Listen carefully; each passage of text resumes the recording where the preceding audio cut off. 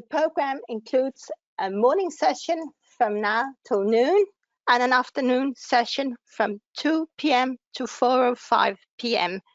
with a lunch break from 12 to 2 between that. During the presentations, you will be muted by the facilitator, but we would love you to help us keeping a lively conference by asking questions in the questions module to the right of your screen.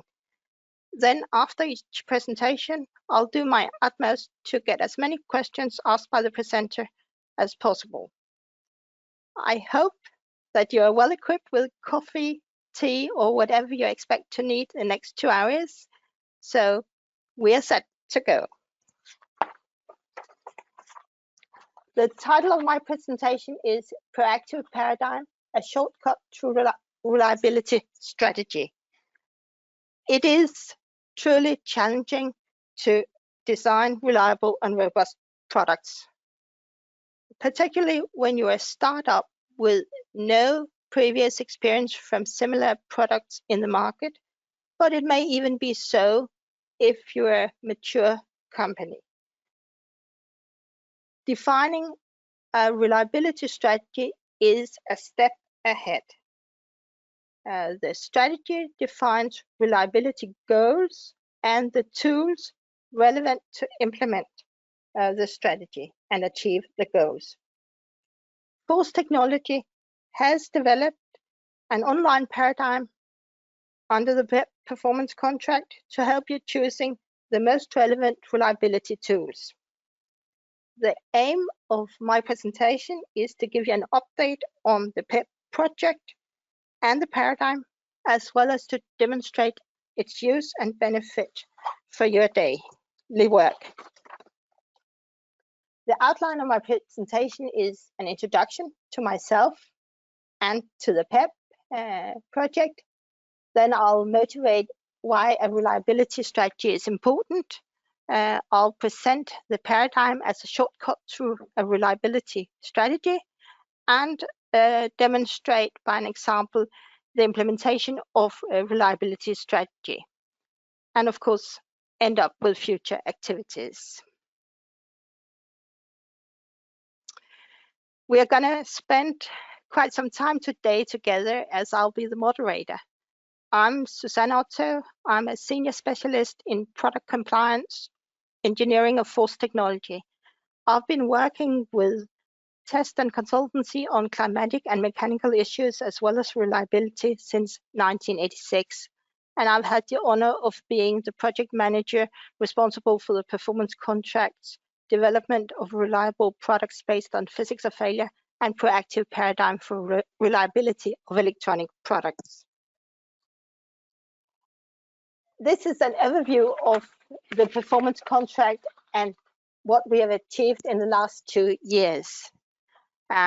We have developed the paradigm itself and the tools in it, and prepared guidelines related to the use of the tools to help you actually implement the tools in your daily life. The paradigm has been tested by contacts in Danish industry and by cases which you will hear more of today. In order to support the paradigm, we have developed micro-simulation tools. Micro-simulation to be understood as spreadsheet-based calculation tools targeted at issues which are seen to be giving problems during design of reliable products. There's one tool about humidity diffusion into enclosures, one on calculating vibration and shock parameters, one on EMC filtering design, and one on thermal management.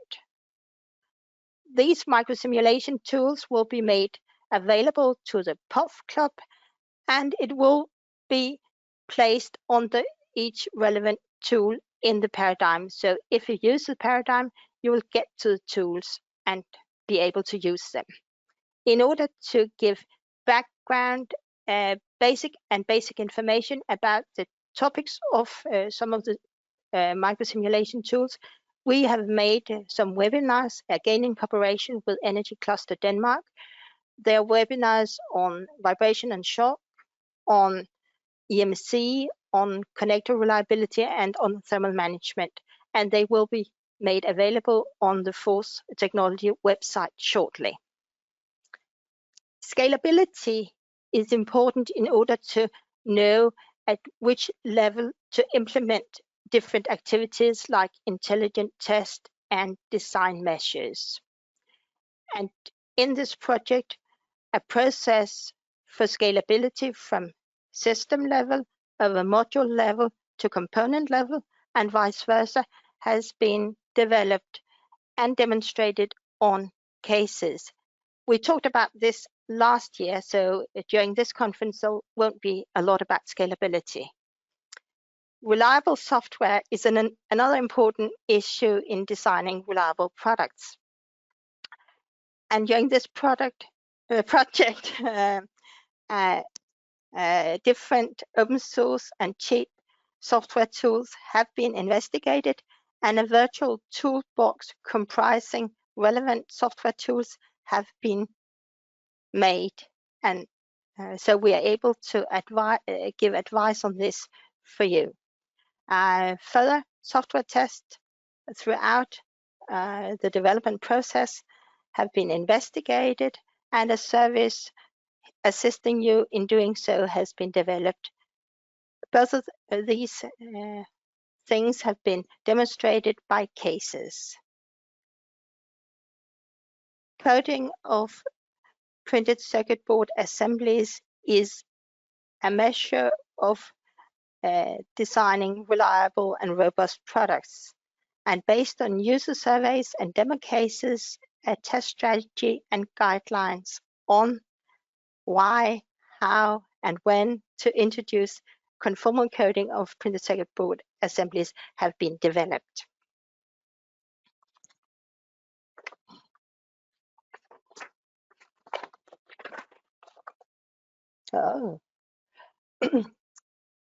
Reliability is the probability that a product will function within specified limits for at least a specified period of time under specified environmental conditions, is one definition of reliability. It is up to you and your company to define the reliability goals in terms of lifetime or maximum acceptable defects in the field or similar measures. The project management triangle here to the left establishes that you can either have quality, low cost, or short time to market. We claim that you can actually have all three if you define a clear reliability strategy and if you implement reliability proactively. It is neither cost effective nor possible to design in reliability at the end of the development process during design verification testing. And you save time and money if you focus on the most efficient reliability tools rather than trying to do all. A plethora of reliability tools exist. This slide shows some of the most commonly used by Danish industry, and I'm sure you know some or more of these. We have mapped them against the V model. It could be mapped against any model or even against an agile model, at least with some modifications. The challenge is to determine which reliability tool should be implemented to get you where you want reliability-wise. And that's exactly the function of the paradigm. It gets you from this plethora of reliability tools to the ones which is most relevant for your design. Here exemplified by a product developed by a startup, where the it was established that they would get to their reliability goals by working on a requirement specification, performing design reviews, performing highly accelerated limit testing, doing pre-testing in order to meet the requirements of the design verification test. The paradigm itself looks like this. This is the intro page, and we suggest you to think about a product that you are developing or that you're about to develop. You can go through the paradigm as many times as you like. Perhaps you want to try out different answers, which, if you don't know the precise answer, it could be that you want to try different scenarios. You can skip questions if you don't have the answer, or if you're not, you don't want to introduce that parameter. Of course, the more questions you skip, the less precise is the result. If some of the questions you can't skip, they're mandatory, but then if you want to get to the next question without answering. So it's really simple. The first question in the paradigm relates to the main application of the product. You can only choose one. So if you are having more applications, for instance, if you're doing equipment for the maritime industry and for use on land, then you have to go through the paradigm for each environment. I probably don't have to tell you, but the use environment have implications on requirements, and it has implications on use conditions or environmental conditions. We really urge you to try out the paradigm for yourself. And here is the link. We'll send out the presentations after the conference, so you can just get the link that way. When you've answered the 19 questions, you get a list of recommended reliability tools. The top 3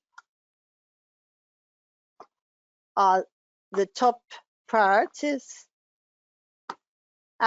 which you should implement first, and then there's a list of 6 more which you may also implement. So the list of 31 tools have been reduced to these 9. Each tool, the first one being requirement specification or review requirement specification, depending on your situation. It might be that you need knowledge about how to do a requirement specification from scratch, or it could be that you have a well-functioning, you just want a third-party eyes on from your colleagues or from external specialists. This tool link to a description of how you generally use the tool, and to guidelines about the use and the implementation, and there may also be checklists. We continuously update the guidelines, and if you want to receive updates, we need you to fill in the form to the right of the screen in order to allow us to send you updates.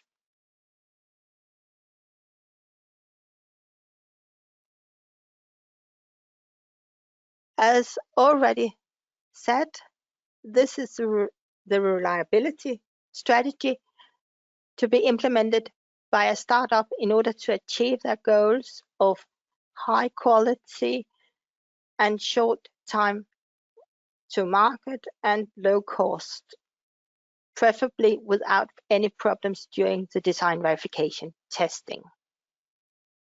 So the first tool to implement was the requirement specification, which I'll explain a little bit more about later on. then the design review, which will follow, highly accelerated limit testing, pre-testing, followed by design verification testing.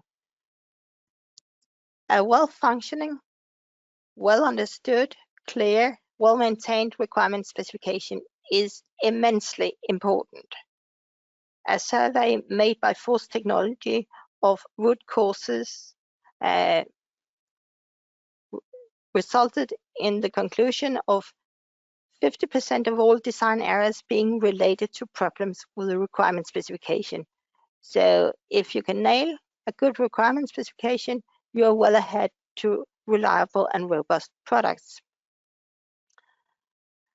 There are many interests and stakeholders and issues which need to be considered during the requirement specification, from customers, over service, manufacturing, regulatory affairs, environmental factors, shipping and storage, assembly and cost, and they all affect the design.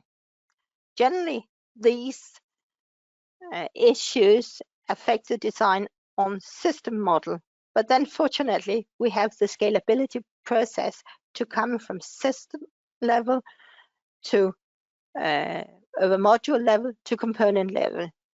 It could be the temperature range, where you would say for a normal indoor application, a temperature range of plus 10 to 40 degrees for the system. The module itself might be even warmer, being placed inside the cabinet, and a component may be a lot warmer due to internal heating and restricted flow. So based on a requirement or a temperature range, it will be different for the different part of the product. So there's, as you can see, quite a lot to consider. It is important from our experience that you state requirements more than solutions. It could be that you want to make a cabinet out of some polymer, but in the requirement specification, you should not restrict yourself to a specific polymer.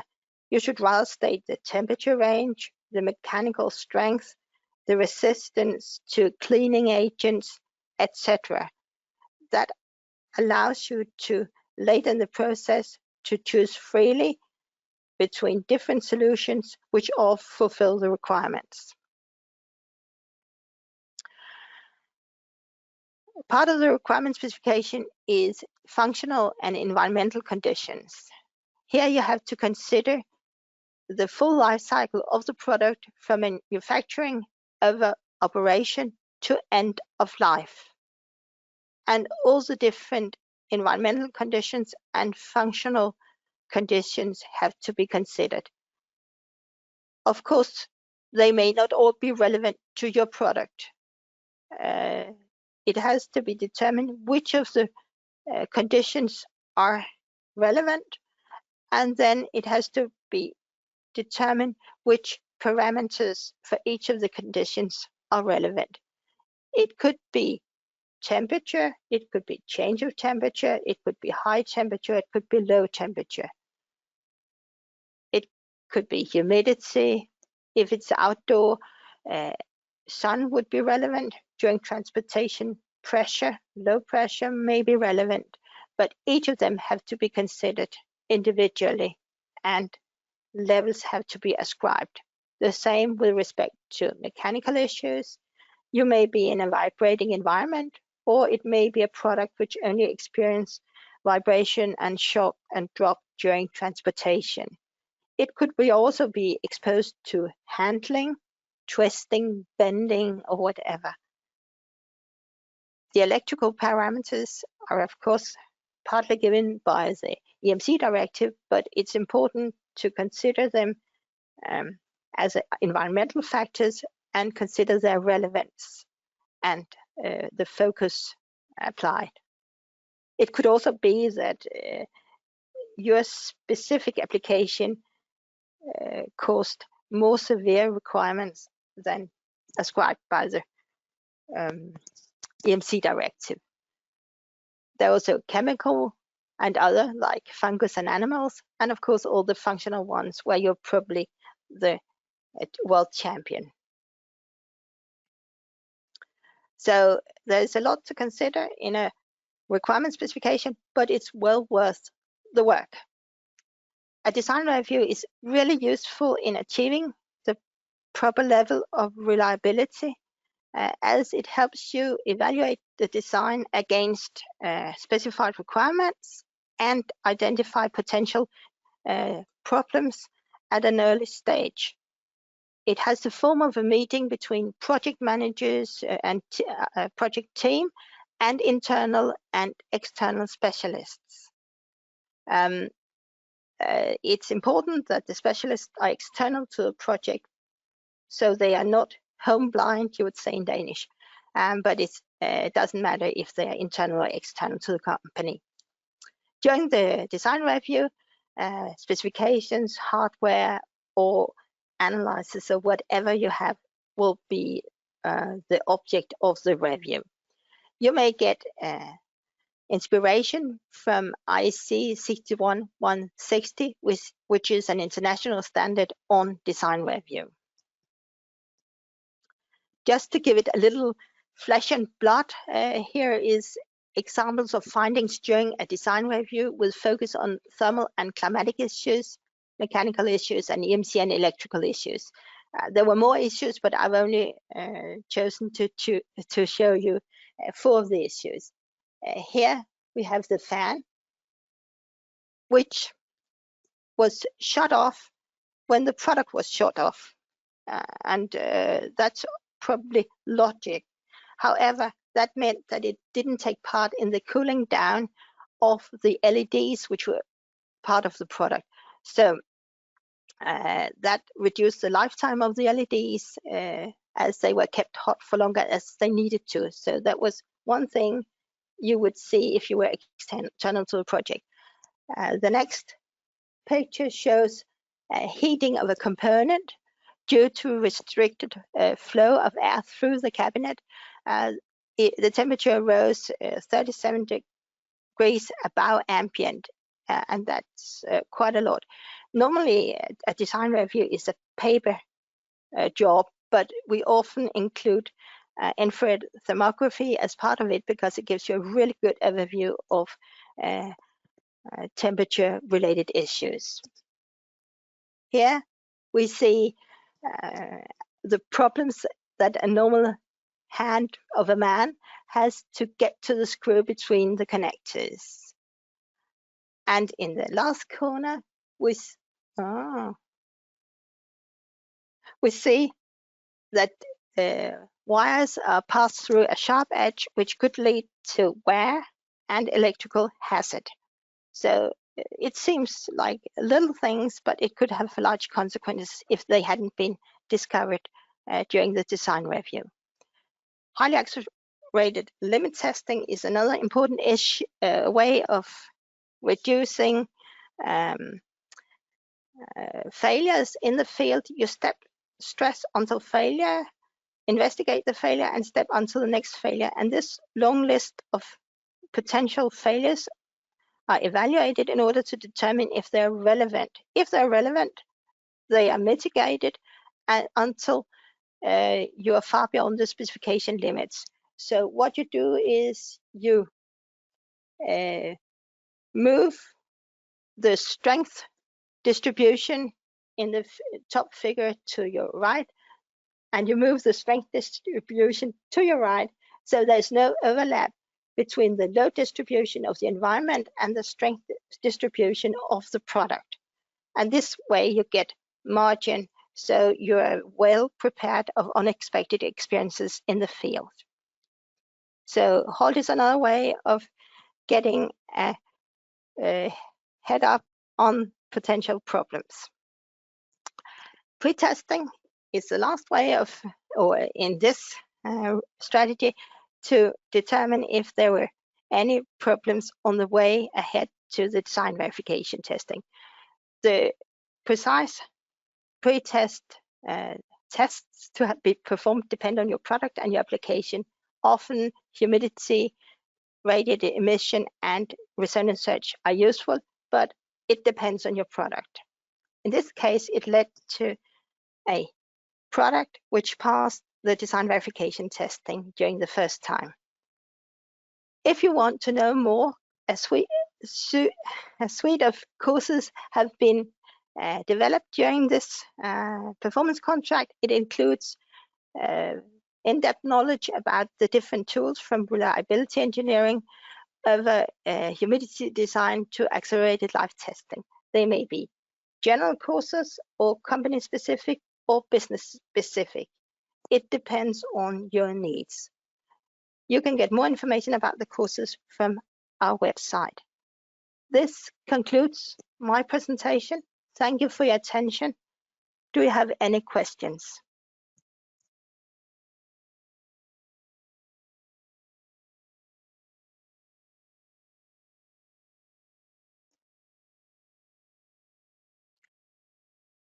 There doesn't seem to be any questions. I hope you're still awake. It seems that someone wrote thank you, so at least somebody is awake.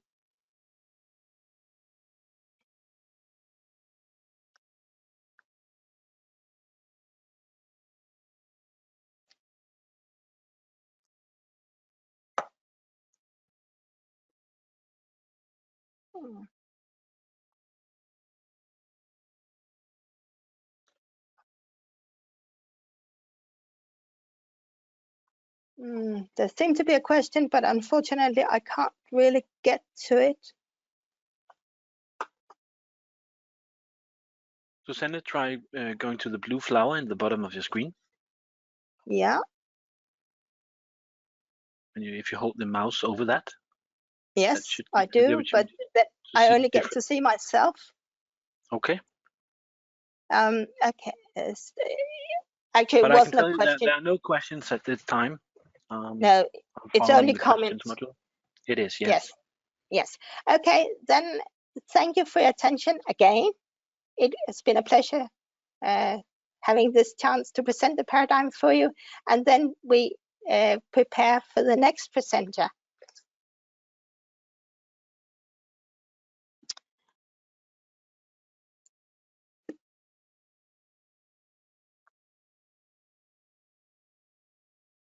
The next presenter, do we have a picture?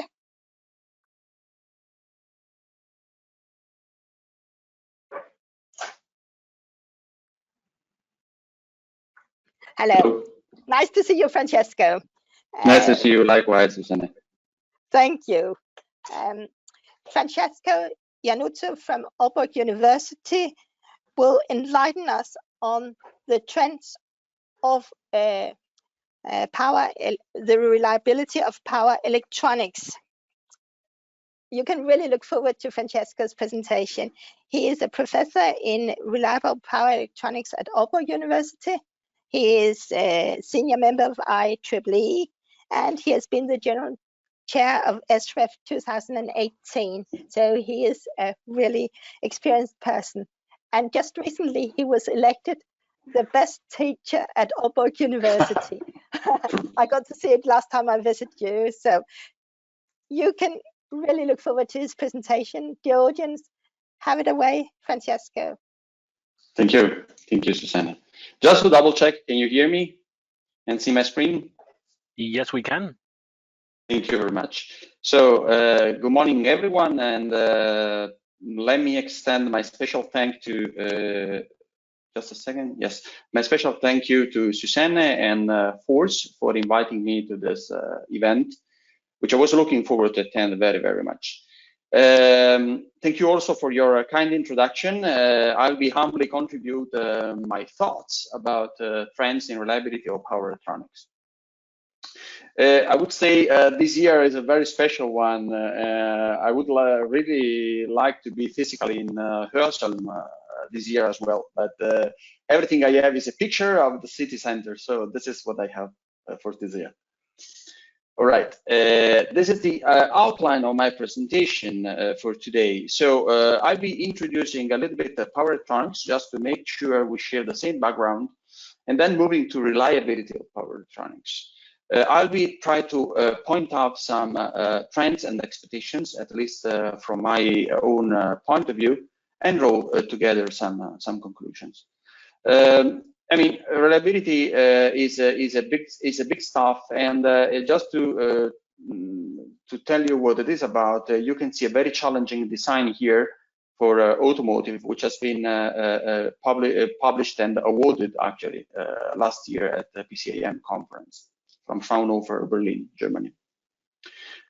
Okay, so first of all, what is power electronics? So power electronics is basically about energy, and more in detail, I would say, is about energy production, conversion, distribution, consumption, and storage. So you can see in this picture, basically, that power electronics is taking place in many aspects of energy treatment, I would say, and more are coming. So in this case, you have production plants, both from traditional sources and hopefully more and more from renewables. You have transmission, which is nowadays pushing a lot toward power electronics, I would say a paradigm change, but also conversion at the utilization end, and also control. So monitoring of energy flow and backup solution and storage, battery storage, and not only battery storage, is nowadays only governed by power electronics. And there is an uncountable number of applications which would simply not be possible without power electronics. So many disciplines in one. What is the, I would say, the current scenario in terms of power electronics? I would say we have a big challenge between demands and what is possible to offer, I would say, to limiting factors in terms of power electronics development. Just to give you an example, but I'm sure it cannot be as exhaustive as I would wish. So, for example, we know that we have a tight roadmap to go CO2 neutral in the coming decades, and this is a challenge in power electronics because, of course, energy goes through power electronics. Making, for example, battery chargers, which is a big part of the market nowadays, smaller and smaller. I would say lighter and lighter, but I would say also invisible. When I say invisible, I think you all have clear how small as, let's say, an iPhone battery charger, which is basically integrated into the plug, the mains plug. But if I ask you how big is your laptop charger, then you know you have a little box sitting on your table. And it would be very nice to get this one integrated in the power socket, in the power plug as well. So I mean, demands are pushing toward integration, making things lighter and smaller, and power electronics is part of this challenge. Wireless power transmission. We could achieve great steps forward in terms of communication, wireless communication, both, I would say, at the local level and the global level. But what about the power transmission? That's another story. Transmitting power in a wireless mode is very challenging. So there is a huge demand on that side, and power electronics is expected to cope with this. Efficiency. We don't want to dissipate heat. We don't want to lose energy, power, because energy and power are becoming more and more precious to produce and to store. So efficiency is becoming a very big part of the story. Not to mention new semiconductor materials like gallium nitride and silicon carbide. Some of you could have been hear about. But what are the limiting factors? Why? I would say in very simple words, why cannot we cannot go any that easy further in terms of integrating, downscaling, making things more efficient, and so on? Well, we have a handful of, say, limiting factors which are listed here. The first of all is power density. Power density is a big challenge because basically power electronics is becoming so small, so condensated, I would say, so concentrated that you cannot take the heat out of it. That's just a challenge just to begin with. Temperature swing. We want to make our electronics capable to withstand higher and higher temperature swing, which means a temperature difference between the operating condition and non-operating condition. And this is very dangerous because it wears out the materials in power electronics. So look for new challenges, new materials to cope with new challenges. Interconnections, how to connect things in a way to make them lighter and to make them more efficient is a very big problem because you know, stray inductances and parasitic elements of interconnection play a big role. Isolation keeps things away from one another, so they limit, I would say, in the low side, they limit the distance. You cannot make distances smaller because of isolation constraints. Humidity, Susanne has been talking about humidity a lot. So this is a big problem because many materials used in power electronics absorb humidity. And this is a very big challenge in the long story. So on the one hand, we have a big demands. We have a huge expectation in terms of market growth. So you can see here a projection from Marks and Markets here, which expect between this year and 2025 an average annual growth of about 5%, which is huge in power electronics only. And on the other, we have a lot of limiting factors making our life not as easy as in other fields. All right, but a little bit more in details. Question is, what is the main killer of power electronics, or what are the main killers of power electronics? Well, I listed up here, again, not exhaustively, a handful of factors which are very dangerous for power electronics. I would start from wear factors, which are basically not killing electronics in once, but you know, operating, doing it over the time, over the operating time. Maximum temperature, no doubt, and temperature swing are number one and number two. So what is the story in terms of temperature of our power electronics, but also vibration and humidity are contributing to wear out of power electronics.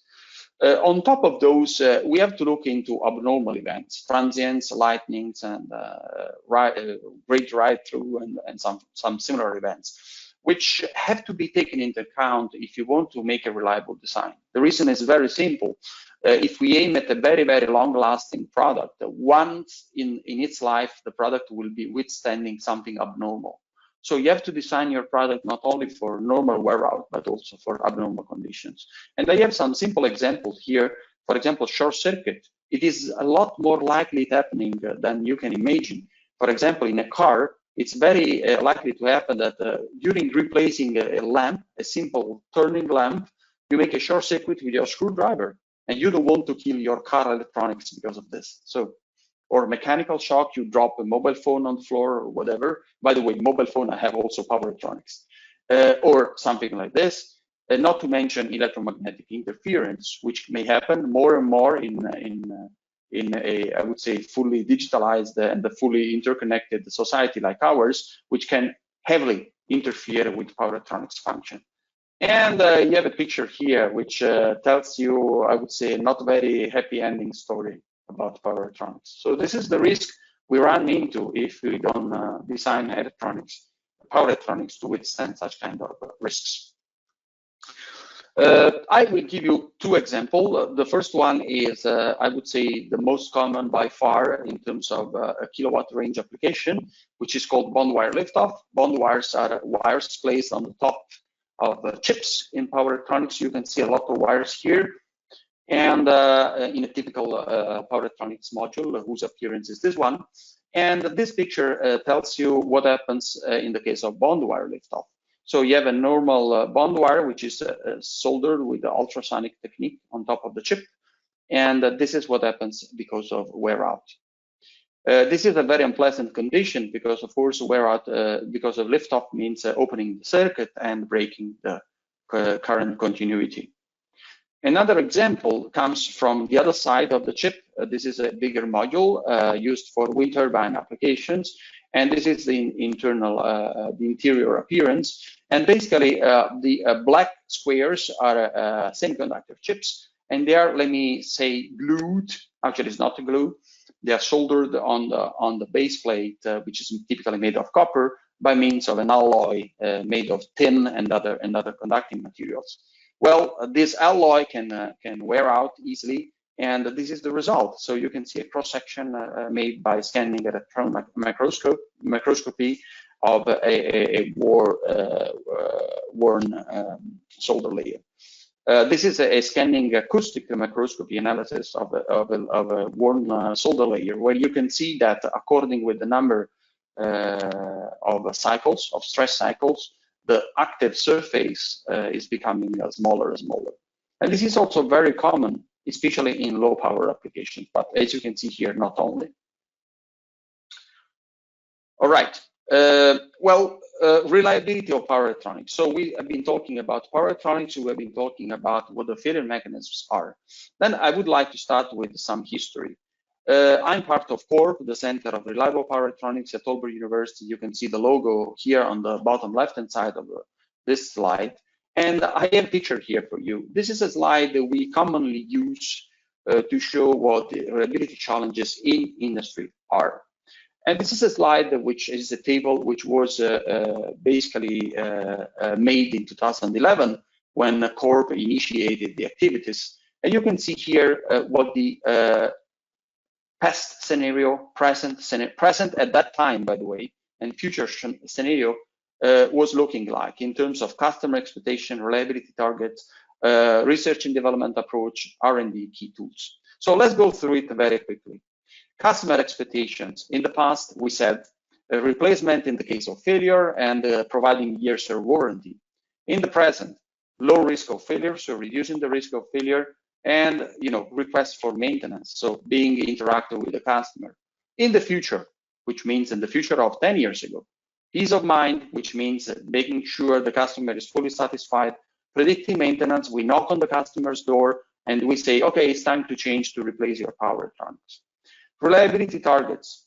We moved from affordable returns, which is something you take into account in your business plan, with reducing the return rates with the part per million return rates. R&D, research and development approach, testing for reliability, just avoid the catastrophes like the one I've been showing you, the black module in the other slide. To robustness testing, so making sure you don't fail your module, making sure you know the limits, and improving the weakness component. I would say the weak link in the chain. To design for reliability, which means thinking of reliability at design time already, which is a good step forward. And balance with field load, which means that if you know the field load will be tougher, will be higher, then you design for that higher field load. Key tools, just operating tests. So after designing pre-production, you make operating tests. 2, testing at the limits, so you know the limits. 2, in the future, understanding failure mechanisms, like understanding what's going on in the device, understanding field load, mission profile, root causes, and also performing multi-domain simulations. This was the scenario 10 years ago. Well, I will tell you that I was impressed of how much this scenario has been changed in 10 years, I should say 9 years only. So this is the same metrics, the same table I had to fill in today. You can see I don't just have a further column here, which is the future, of course, because I would say the past has become to me prehistory, the present has become the past, the future has become the present, and we have a future, I would say a near future here. But also, I had to include another entry, which is very, very important, technology changing. So let's have a look at what happens here. In terms of customer expectations, we now want on-time maintenance. We want self-diagnostics. I will be detailing these inputs one by one in a while. Regarding reliability targets, we want negligible returns. I would say, I would have written, if I was a little bit more brave, 0 return, right? In terms of research and development approach, we would like to have offline condition logging and online condition monitoring, online. In terms of R&D key tools, beyond temperature, thinking different, not just temperature, new concept, challenging rainflow counting and Manners rule, which are by far the most used tools for predicting the reliability of power electronics. Physics of degradation, not just physics of failure. What happens before failure? What happens during normal and regular operation? Digitalization, I'll be spending some words about this. 100% traceability, I'll be spending some words as well about this. CAD software with reliability plugins. So designing with including reliability part of the design process. Reducing testing, reduce testing time. We spend months for testing for reliability. But as I told you before, I had to include also the new technologies which are available now. If you just think 10 years ago, we were talking about accelerated live testers. We were talking about design, CAD for designing. And now we have parallel computing. We have land work communication, which large bandwidth like 4G. But what is the near future? Is the Internet of Things? In power electronics, I'm saying, just focus on power electronics. Is a big data databases. Is a cloud supercomputing. I would say quantum computing. Why not? Artificial intelligence, speaking every second day about artificial intelligence. Satellite communication, which means global, I would say, connection to wherever you are, 5G and more. And this is why I put two arrows here, because I like to point out how faster and faster things are going in reliability of power electronics. My next slides are about the details of these concepts. Here, I would like to elaborate a little bit more. So let's start from customer expectations. I've been mentioning on-time maintenance. What is on-time maintenance? Basically, is a maintenance intervention based on an accurate estimate of the state of wear. If I know at the manufacturing place what the expected state of wear, if I accurately predict what the state of wear is, I can come in due time for maintenance. Not too early, not too late. And this means I don't risk to come too early, which is wasting the useful life of my component, which means money. Not too late, because I want to avoid catastrophes. Self-diagnostics, I've been mentioning. I mean, our power electronics are still nowadays tremendously stupid. Sorry to say this, but there is sometimes no clue about what the state of health is of IGBTs, power MOSFETs, and so on. So it would be very, very nice, and we look into this very, very much, to have a dashboard where you can, maybe not the humans, but directly the electronics, the control electronics, can have I would say, a picture, a real-time picture of what the state of health of power components is. In terms of reliability targets, I have a picture here about a market prediction from Yole Développement, which is the first company in France and Europe about market prediction of power electronics, pointing out very clearly that in the power electronics application, industrial application, renewables are giving the step to automotive, especially because of green transition, including, of course, electric vehicles and hybrid electric vehicles in the next decade, basically.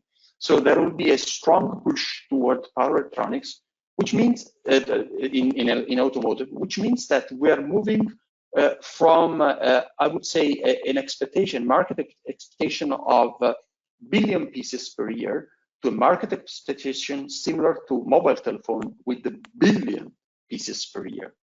When you talk about billion pieces per year, even part per million returns is not enough. Part per million on billion pieces is 1,000 pieces, which is a lot, which is non-negligible. So this is why I was mentioning negligible return, or even I would say low returns, ideally, which is not possible, of course. Other sectors are also growing a lot. Do not forget power supply for laptops, for example. We have billions laptops, each of them with a power supply. And also wireless mobile phone chargers. Billion pieces market, billion pieces problem, all right. R&D approach, offline condition logging. So you can see a data logger, which is real. So it is reality. You can put a data logger into your power electronics, and once in a while you can pick up your SD card and download your data, which is very largely benefit both on the diagnostics and on the, I would say, knowledge point of view, because you can get what has happened, not just the burned module, but you know the history behind, which is very much demanded. But of course, the king is online condition monitoring, real-time connection to your electronics, and you know what's going on there. And this is honestly the most big challenge we have, the biggest challenge we have in front of us nowadays. Of course, we have some hurdles. I would summarize in 2 points. The first one is to be able to get access to the electrical quantities, which is very difficult because to measure an electrical quantity, you have to get in touch with it. And to do this, you can lower the overall reliability. You are affecting the reliability just because you want to assess reliability, and it is a challenge. And the other challenge, of course, is to build an affordable, if not cheap, infrastructure for communication of the data. You want to take the data out of your escalator, out of your elevator, out of your car, which is not simple. In terms of key tools, I have a lot here. First of all, beyond temperature, I've been mentioning temperature as the most important parameter because it's the most dangerous for power electronics. But are we sure we are looking at it are we sure that there is nothing more we can look at? I have an animation here. It's a movie. I hope you can see it. You can see it where, yeah, it's going on, where during power cycling, which means power and unpower of the module, you can see the gel is changing the refraction index, and you can see some changes in the picture. So the gel is also affected, is also affecting power electronics. So the question is temperature enough, or we should look at something else probably together with temperature? New concept. For example, we use extensively rainflow counting and Manners rule to predict the lifetime of power components. Are we sure it's enough? Are we sure we cannot calculate more conveniently the accumulated damage in power electronics? Physics of degradation. So we know little or nothing about physics of degradation. And if we talk to material people, they are very good at physical degradation, but unfortunately, they know anything about power electronics. They know everything about a specimen of metal, of aluminum, or whatever. They can tell you everything about that. But when you put things together, copper, aluminum, semiconductor, isolation material, gel, and humidity, and so on, so no one knows what happens. So there is a strong push in terms of physics of degradation, why things happen and why things go to the end they go. And you can see here a finite element simulation of the grain structure of an aluminum bond wire together with a scanning electron microscope of a crack propagating. You can see it here on the right hand side, propagating through the metal structure. Still, on the research and development key tools, digitalization. So we can use digital electronics to be more effective in monitoring power electronics, but not only monitoring and diagnosing power electronics, but also making fast decisions. I have an intelligence aboard which can decide whether or not it is worth to go on with the supplying power, or just to derate my power, or even stop in the case of risks. So making decisions, this is what I mean by digitalizing power electronics. Traceability. I'm Italian, and when I came to Denmark, I was impressed at how nice database you have here in Denmark for cars, for example. You can immediately have the full history of your car from the first day to nowadays, and you can see also maintenance and events and something like this. We should do this. We should be able to do this for power electronics as well. We should get to know the story of a given semiconductor chip and all the stresses it has been subjected to, which is very, very important to understand also what happens at I would say variation level. So what happens when different chips are subjected to the same stresses? CAD software integrating reliability plugins. When I design a PCB, when I design a power electronics application, I don't have anything about reliability. Reliability is still something away from design. I have to look for reliability on will. This is an example of very well-known OrCAD software for PCB design. There is a very nice simulator kit plugin, which is PSpice. You can design the PCB. You can check electromagnetic compatibility, impedance of the lines, everything, but you cannot check reliability. Everything you can check here is what is called the smoke analysis, where you can see basically the most stressed components, but you know anything about the expected life. Reduce testing time. That's another big challenge. You may know, you may not. To test reliability to test power electronics for reliability takes time. And when I say takes time, it really does. I mean, it takes months or even longer, because you need to go power cycling and you need to stress your devices. And even though it is an accelerated way to do this, still in respect of the many years they're supposed to live, then it is months. All right, available technologies, just to complete, Internet of Things, that's a huge, I would say, opportunity to get interconnected our components. We make power electronics applications like escalators, elevators, cars, which are moving in the world. They are very difficult to be connected. So Internet of Things is a very nice infrastructure to get us able to get in contact with power electronics. Big data databases. You have an example here of publicly available data. This is a database for wind farms for 10 years now, where you can get access publicly, possibly, to database of power electronics and learn by other people's experience what the power electronics is subjected to. Cloud, supercomputing, or even quantum computing, I've been mentioning before. It is now possible to perform finite element simulation with incredible amount of computational power. We are not using it. So we still use workstations to make simulations. We would change completely our mindset. Artificial intelligence. You cannot imagine how profitable we can use artificial intelligence for predicting reliability of power components. We can do this with sound. We can do this with the radiographies. We can do this with the medical diagnostics. We should be able to do this for reliability, which is very, very much demanded. Satellite communication, to break the last hurdle, which is interconnection of moving power electronics like cars and vehicles and ships and whatever. All right, it's time to summarize. So I've been trying to point out what the trends in power electronics are. So first of all, let's remember that power electronics has been, I would say, heavily taking part in our nowadays world. We cannot get rid of power electronics anymore. It does become, I would say, like electricity and like water.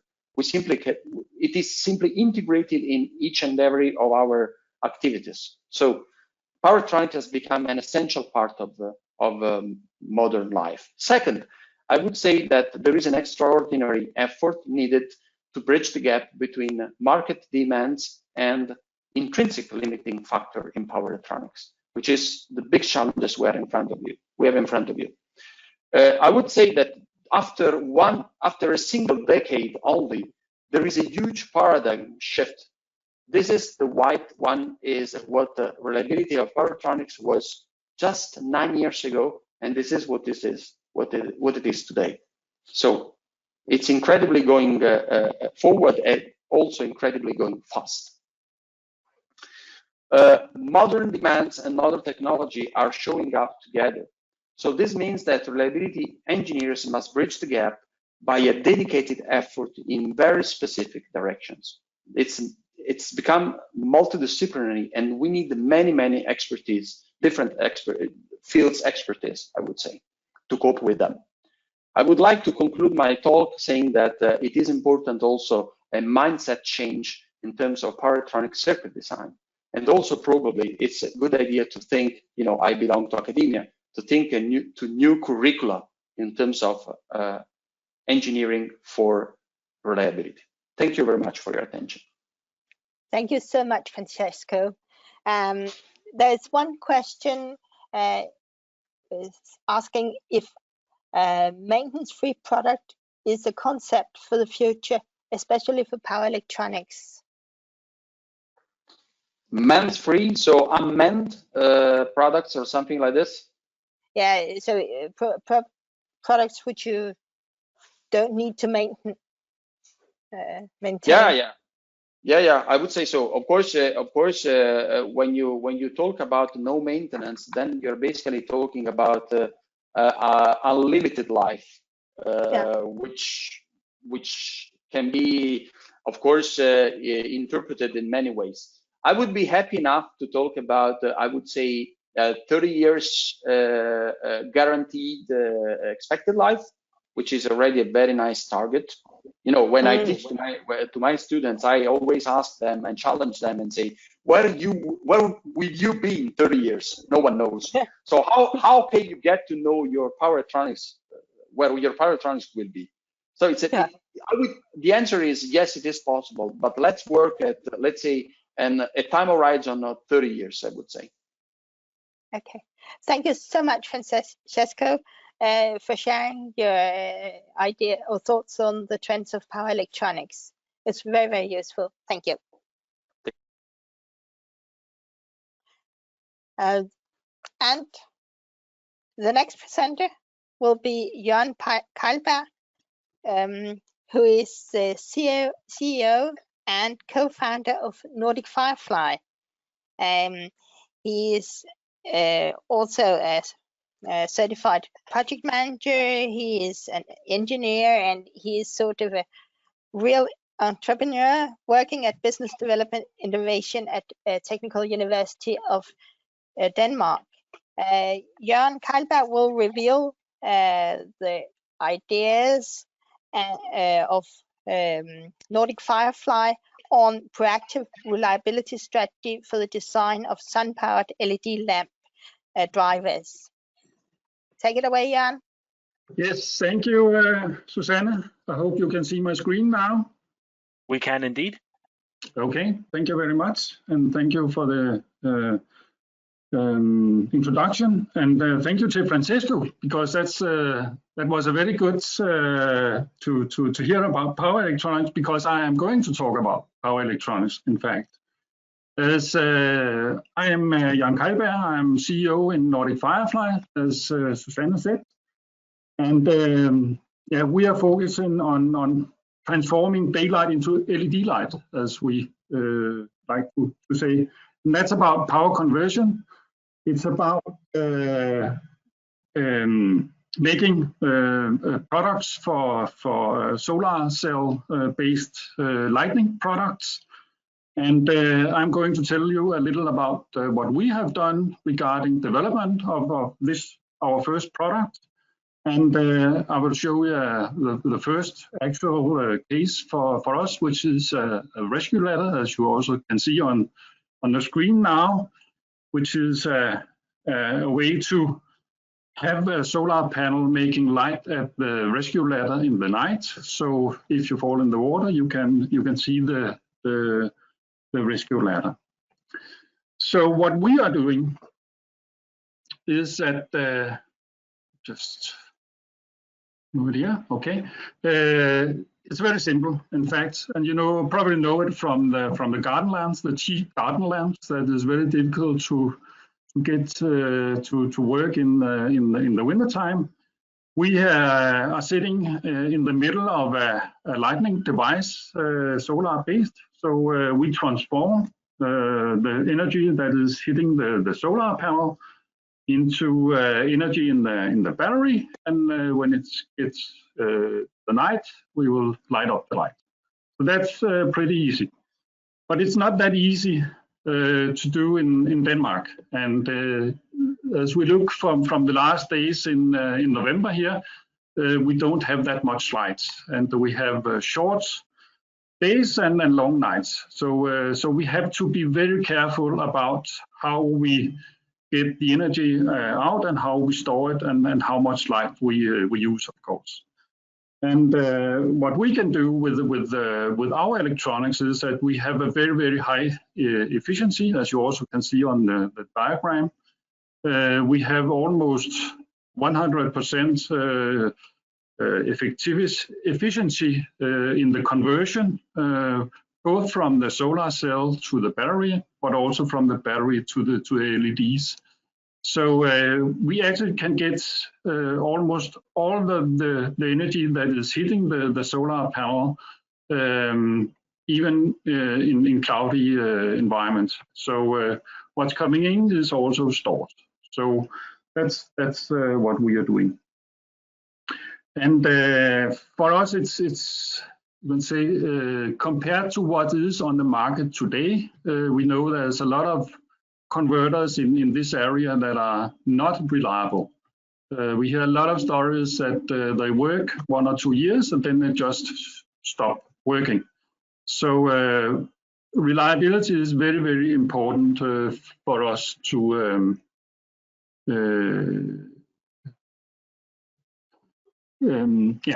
for our product and then for our customers. And just to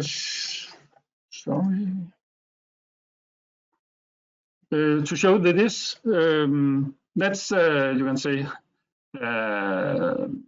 that's our PCB board with components, pretty simple in fact. And just to state that we are not making the solar cell lamps and the design of the panels. We are not designing the lamps and the design of the light and so on.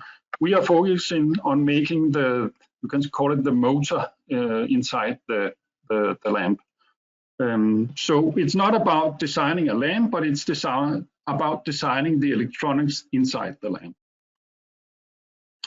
A little about Nordic Firefly, just to get that, is that we are founded in 2017 as a spin-out company from the Technical University of Denmark. We are founded on research from DTU Electronics and also research from DTU Photonics. And they have made, you can say, a lot of prototypes and different projects and so on. So we tried, or I tried to, because of my background, to make a spin-out and try to commercialize these ideas about making very, very efficient converters and making products out of it. We are located at DTU Risø in Roskilde, very close to DTU Photonics. So we have good possibilities to use all their test equipment and facilities in the development also. And as I said, we offer electronic solutions for high quality solar powered lights. That's our main business, but of course the electronics can be used for other things, but that's our focus for the moment. And as I said, reliable electronics is very important for the customers and for us. And we reach that by having very, very unique conversion efficiency. As Francesco also told a little about, that is very important in these power conversions. And things are moving, so building intelligence is also things that we will work on and try to fit our products to the needs that our customers have. A little about myself, just to, because that's also an important part of what we're doing and why we're doing it. I've been working with product development for 40 years now in different companies. This is my CV of some of the products I have been involved in and have the responsibility for. Started when I was a student, in fact, making a scoreboard for the local sports club with the first microprocessor and so on. So that was product made by myself in 2 pieces for the sports club. So that's I've been entrepreneur in fact from the start. I've been working in GNet test for quite a lot of years, making test equipment for telecommunication, all the transformation from analog to digital. I've been involved in making different kind of laboratory equipment in a company called Heso Holten at that time. Moved on to making water systems for golf areas and intelligent water systems, and several years in Delta Force, working with e-patch development, medical devices, and so on. So I have a large, you can say, track record in both designing the products, but also the requirements for products and so on. And I joined DTU for 7 years ago now, where I got the possibility to work with the inventions and the new products from DTU Electro, and this gave me the possibility to work with a new company, in fact, based on the research and development from DTU Electro.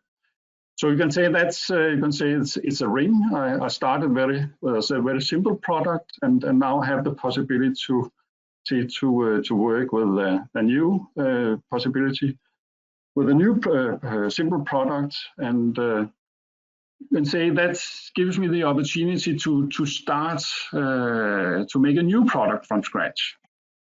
And based on all the experience I have from all these years of product development, so what I would like to do with this new product and new possibilities in Nordic Firefly was to have an ambition of making it first time right, making this first product the right first time. We have a lot of prototypes made on the laboratories, so we had a proof of concept, but was going to mature this. So I had the ambition of designing the reliability into the product from start. So what did we do? We, in fact, as I knew Susanne Otto from earlier, because I have been at Delta for quite a number of years, I turned to her very, very early in our, you can say, product development history, because as you can see, this is which Susanne also mentioned as one of the first things in a startup and starting a new product was to make a design review. And as you can see on the dates, it is from 2017, 20th of June. Nordic Firefly was founded in March 2017.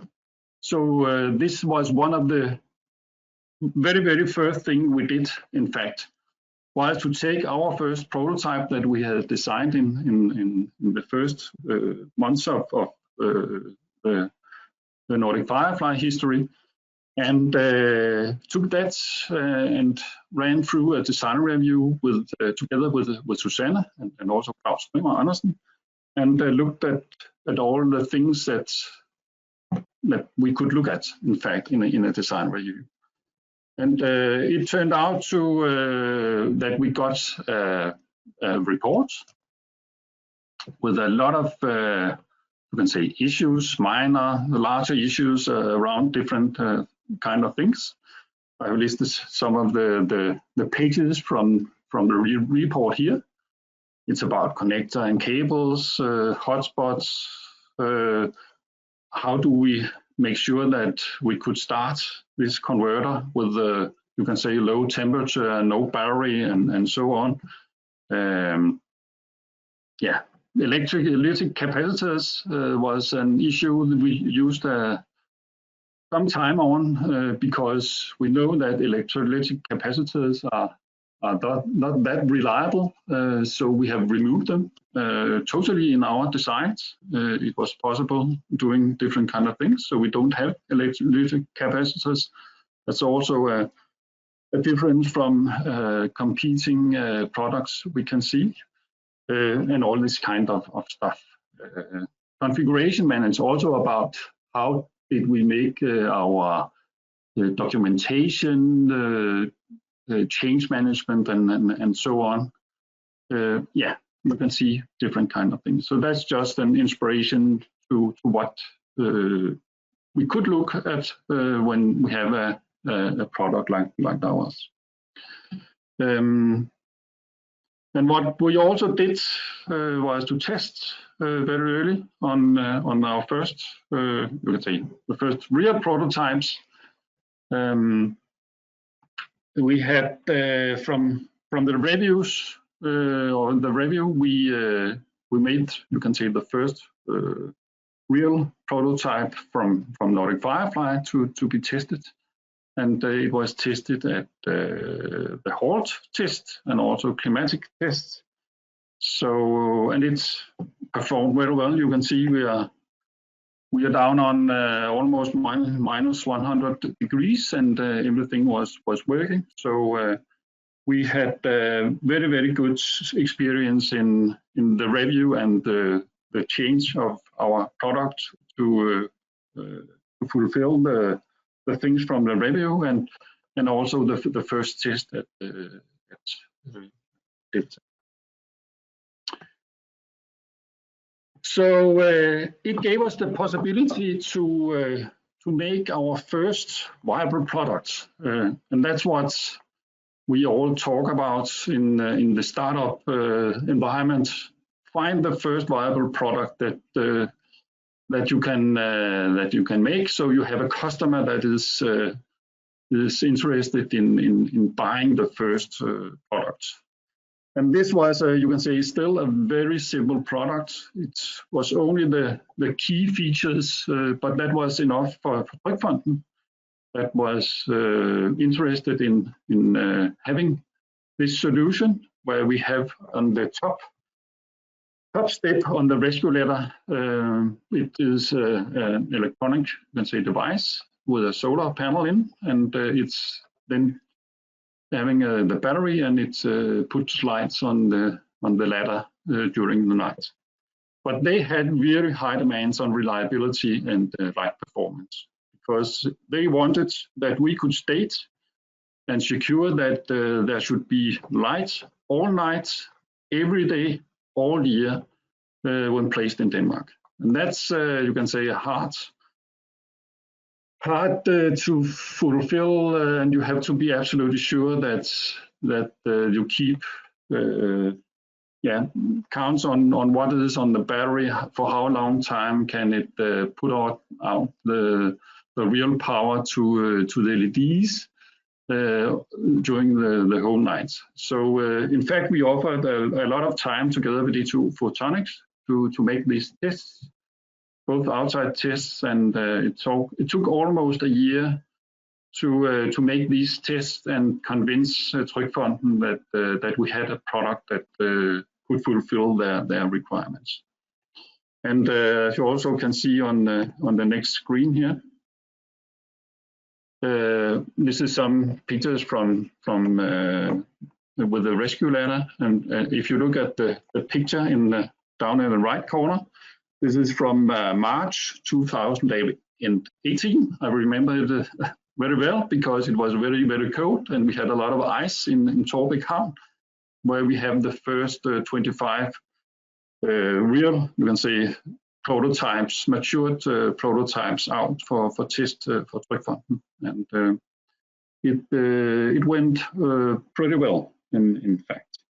So we now have about 350 electronic systems out in ladders all over Denmark now, and we are going to have the next bunch of ladders out in next spring.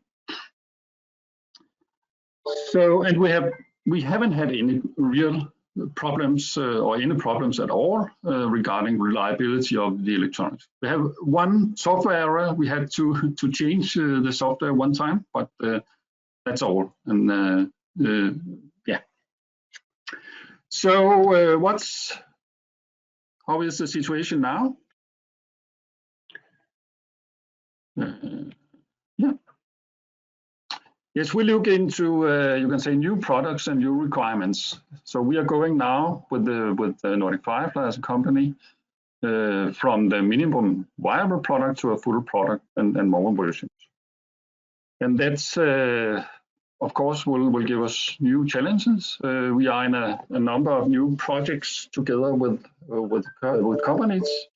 So we see a need for more Firefly versions. We started with the Firefly 10, which is about 10 watts, power for the rescue ladder, but we are going down to smaller versions with less power, and also up to more demanding street lamps with higher need for power.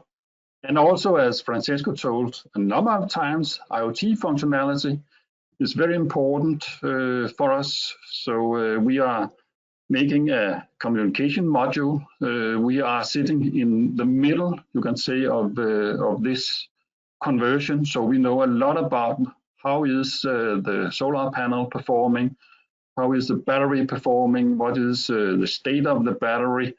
We probably we will see change of batteries, of course, when they are used. When should we make preventive maintenance and so on. So there's a lot of issues that we can solve with this IoT functionality.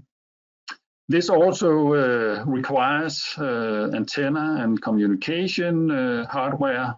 So we are now in projects adding this to the minimum product, so we get a full product. And this also means that we will change focus from hardware to software development. There's a lot of software now coming up, and that also means that we will expand and get more people in the development. So just, you can say, to show that in another way, that we have this converter inside. This is the key part of a system like this, with different kind of solar panels, different kind of requirements for LED power, and also different kind of batteries and sizes and so on. And it should be possible to have this IoT functionality and via the cloud and different kind of apps. Then you can control the lamps in different ways, but you can also get data and the health of state of all of the lamps doing this. So you can say, what have we learned? And this brings me to the paradigm that Susanne presented at the start of the day, that we actually got, where you can say, have tried this and see what the recommendation was. And we can see that it is shifting. We were recommended to have this requirement specification and review of design review, as I told about. We have made this different kind of testing with Halt and thematic testing and so on. So we can see now that for the startup period, we came out with this kind of suggestions to do something about the reliability in order to make sure that we got a reliable product in the end. But we can also see now then that when we are in the next phase of maturing the company and looking at new functionality, software, and so on, then we get new help to new areas that we should look at. So that's very interesting for us to have this possibility to follow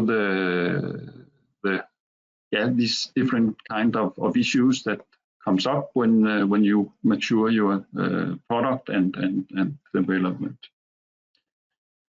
So to summarize, I think the time is close to for me now. Is I think we have good experiences in being proactive with our reliability strategy. We have done that very early in our company phase in a startup.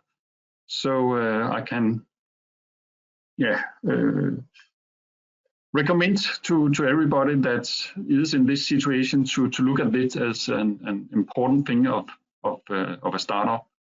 and also look at it not only in the start, but continuously be prepared for the next step all the time. And I can recommend the tool to be used during the transition from a startup to a larger, more professional company. So this was our case in Nordic Firefly using this reliability strategy. Thank you so much, Jan. It's nice to see that you've got something out of using the paradigm. Now you seem to be shifting towards more software. Yes. Which challenges do you expect to meet during this transition? There's a lot of challenges, and I know it from earlier also, because in the start we were only one person, you can say, making all the development and both hardware and software. Now we have to put more software persons on, and that requires a lot of structures and how to develop as one of the things, and also making sure that that software that you make are reliable. It's very important.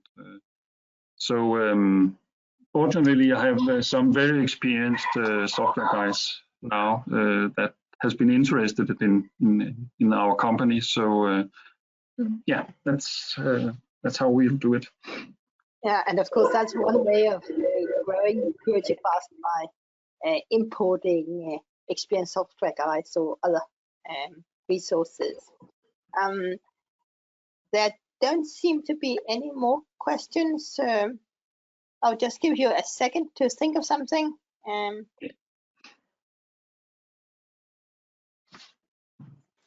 Yes, there's one question from Tony Frederiksen who asks, did the Halt testing result in any changes in the design?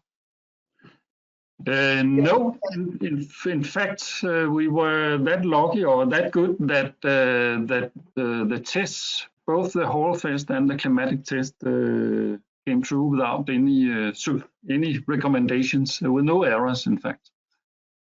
So you got sort of what you normally get out of Halt out of the design review.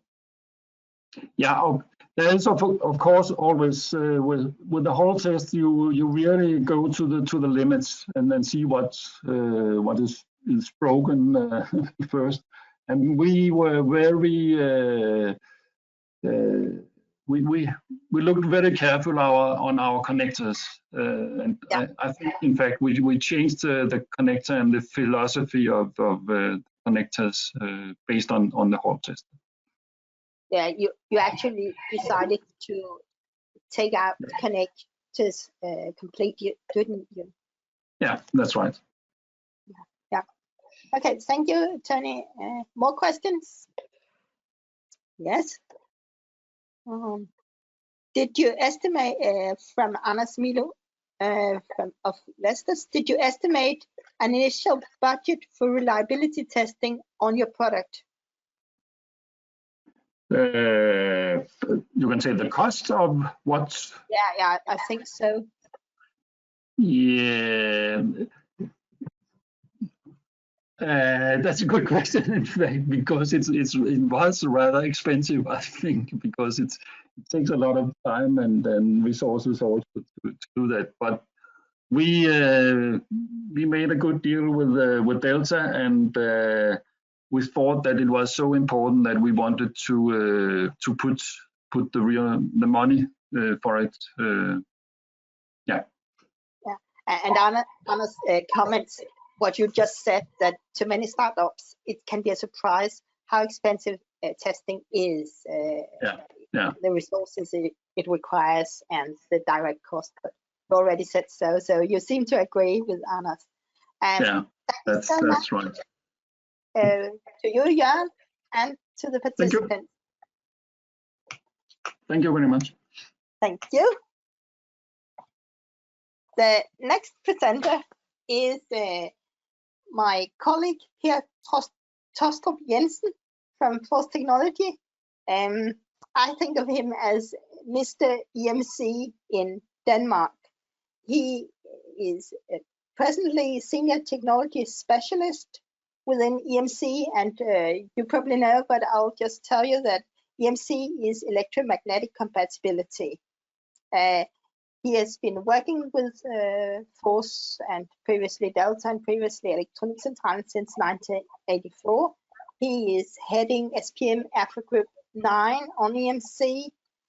He is a member of ICTC 77, and that means he is making the new standards for EMC. So here you will present the microsimulation guides and tools for EMC design. Is that correct? That is correct, and thank you very much. You're welcome. And I will try to this one. We need to with these micro tools from the EMC point of view. There is already, you can say, a very manual micro tool, which is called rules of thumb. And rules of thumb are sometimes very good because they might be easy to remember and you don't need to calculate anything. Or the problem is usually that you don't remember under which circumstances or which conditions they actually apply.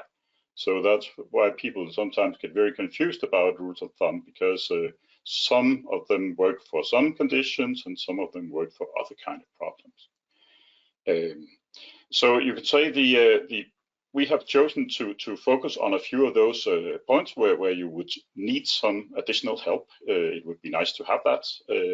And there are some of these conditions or background constraints that we would like to highlight a little bit and give some aid on to be aware of them and to be able to cope with them. Purpose of filtering and decoupling. Filtering and decoupling are very wide terms, but the idea is that you want to get rid of something you don't want to have in your construction. And that can be due to either immunity requirements or simply that you want to limit the emission that you get from your equipment. And the philosophy in all these decouplings or filtering, that is to try to get rid of the parts of the signals you don't want. And you can distinguish by a number of parameters, and that could be, for instance, amplitude, frequency, impedance, or even the mode of signaling, like you can say balancing signals and so on. So goal is to make a simple support for design, filtering, and decoupling. And what I would like to point out first is, unfortunately, there is no such thing as a stop sign that you can add somewhere and say the current shouldn't go here, I don't want it to. It should go somewhere else. Well, it's your choice as a designer. It's you who needs to decide what should I do to make the current go somewhere else. In this case, you can say, but why wouldn't the current just flow into this strange circuit here via the cables? Well, it just does. If you don't do anything to get it away from there, then it will end up in your circuit. And maybe it was not the plan to have milliamps of RF current flowing through this integrated circuit. In that case, you better remove it with your design. And you can do a lot of things to try to do that. This derouting of the current, that you simply try to make some decoupling here, the capacitors, you make an AC connection and you route the current in this ground plane, which is kind of a highway for the noise current. And in that case, it's not sent through the center part of your circuit. Instead, it's sent outside. It doesn't matter that current can flow in electrical conductors. That is okay. The only problem is if it flows in the middle of your circuit. So try to get it to run here instead of running through your circuit. If I try to look at what a circuit responds to, then we need to look at the small individual circuits. And in this case, This could be the input from an operational amplifier, for instance, or a transceiver for communication.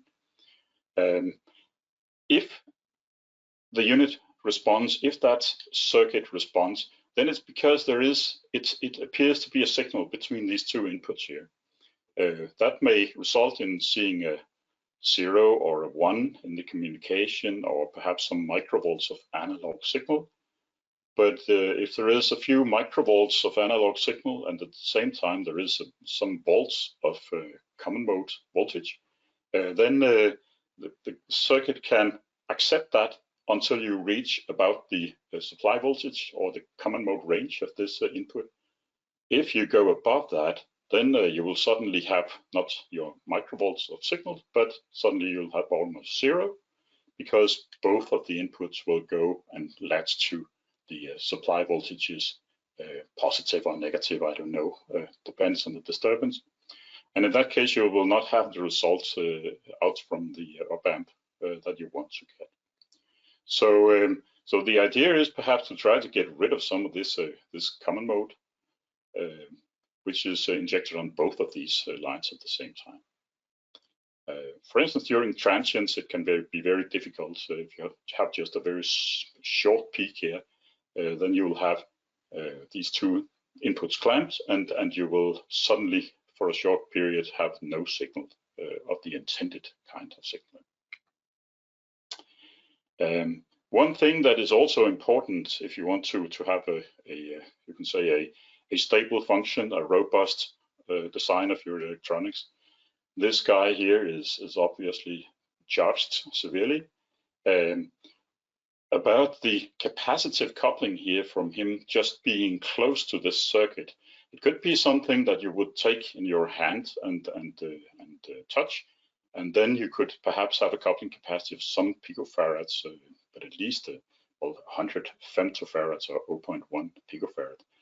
If you have thousands of kilovolts here and microvolts of signals in here, maybe that's enough to actually change or alter or superimpose some signal into this circuit. So a good design rule is to try to avoid too high impedances. That will help your design to actually function. I have written here that picofarads of capacitors and above 10 kilo ohm, think about it before you put hundreds of kilo ohm resistors. Maybe you can do with something lower, and it will improve your immunity to all kinds of disturbances from the outside. And that is illustrated by this very simple figure here. Right.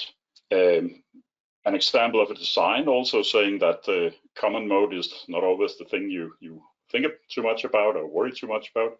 The functional description of this input is, well, we have a transmission here, the signal line, the return line, and then we have the differential termination of 120 ohm.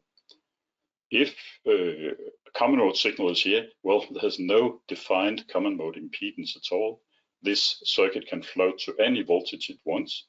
And if we think of the op-amp before, maybe that would be a problem.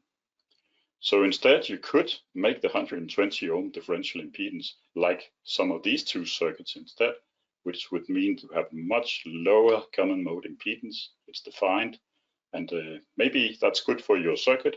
It's also possible that you cannot do that for some reason.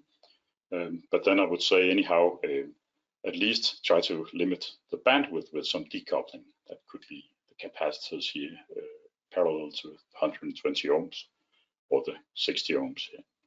So getting rid of unused bandwidth, it's not good for your circuit to actually try to process or allow hundreds of megahertz if you don't need that signal, if you're processing an intended signal close to the kilohertz range, for instance.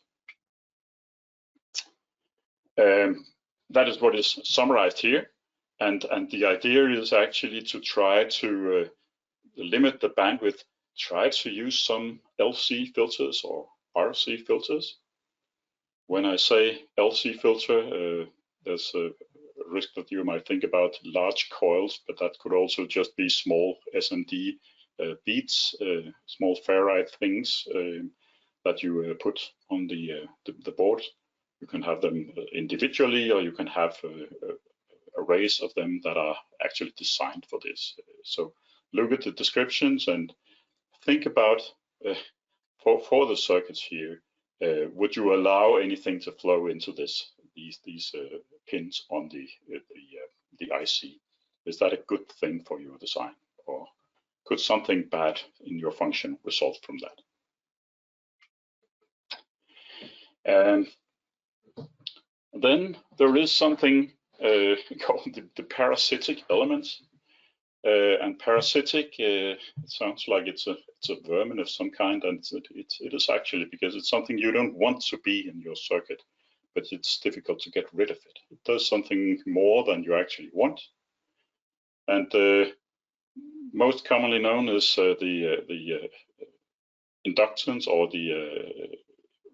you can say the self-inductance from distance from wires or from PCB traces.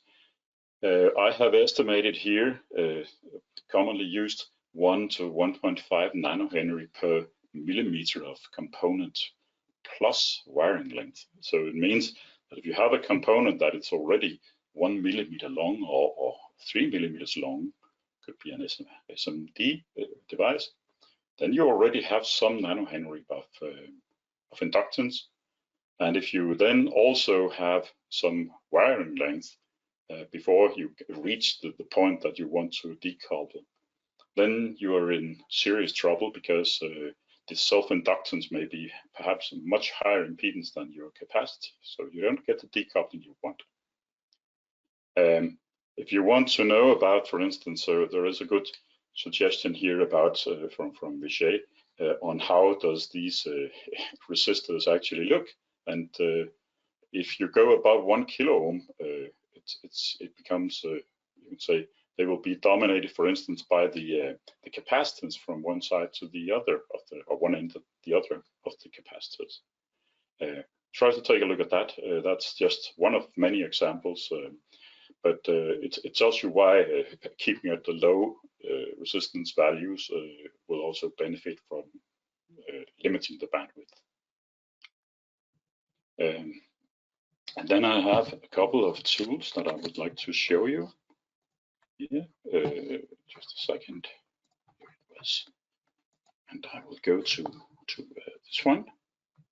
And that would be just to show you that one important figure about these the filters. This is a simulation that has been done, and just for the illustration, if I have, for instance, 1 ohm of source impedance here on the filter, and I have a higher impedance over here, the filter will work completely different depending on that. You could say the filter characteristics will change, and the same is the case for the common mode filter. It will also be relatively dependent on how the input and the output impedance is of those. If I went to this one, that is just a decoupling capacitor. I have a generator somewhere here, and then I have my source impedance and something in the other end of this transmission. Then I'm trying to decouple with this 10 nanofarads, which is should be a very good, reliable SMD capacitor. It should be good for removing unwanted signals here. If it's ideal, if I have 0 nanohenry, you can see that I have a transmission that there's about 1 megahertz here. It starts to decouple, and then it just goes on and on and on and improves at the higher frequencies. If I have only 2 times half a nanohenry, that is the 1 nanohenry or 1 millimeter, then I will have an optimum where I have the best filtering here, but then it decays at high frequencies, I'm almost back to where I started, so I will not have the same decoupling as I had just before. And then I will return to my presentation here. And I should also show this one, next one, which is here. That is also, this is a PCB, and for that PCB, it's, I don't know what it is because it's something I just picked up. But there are some very tempting constructions here.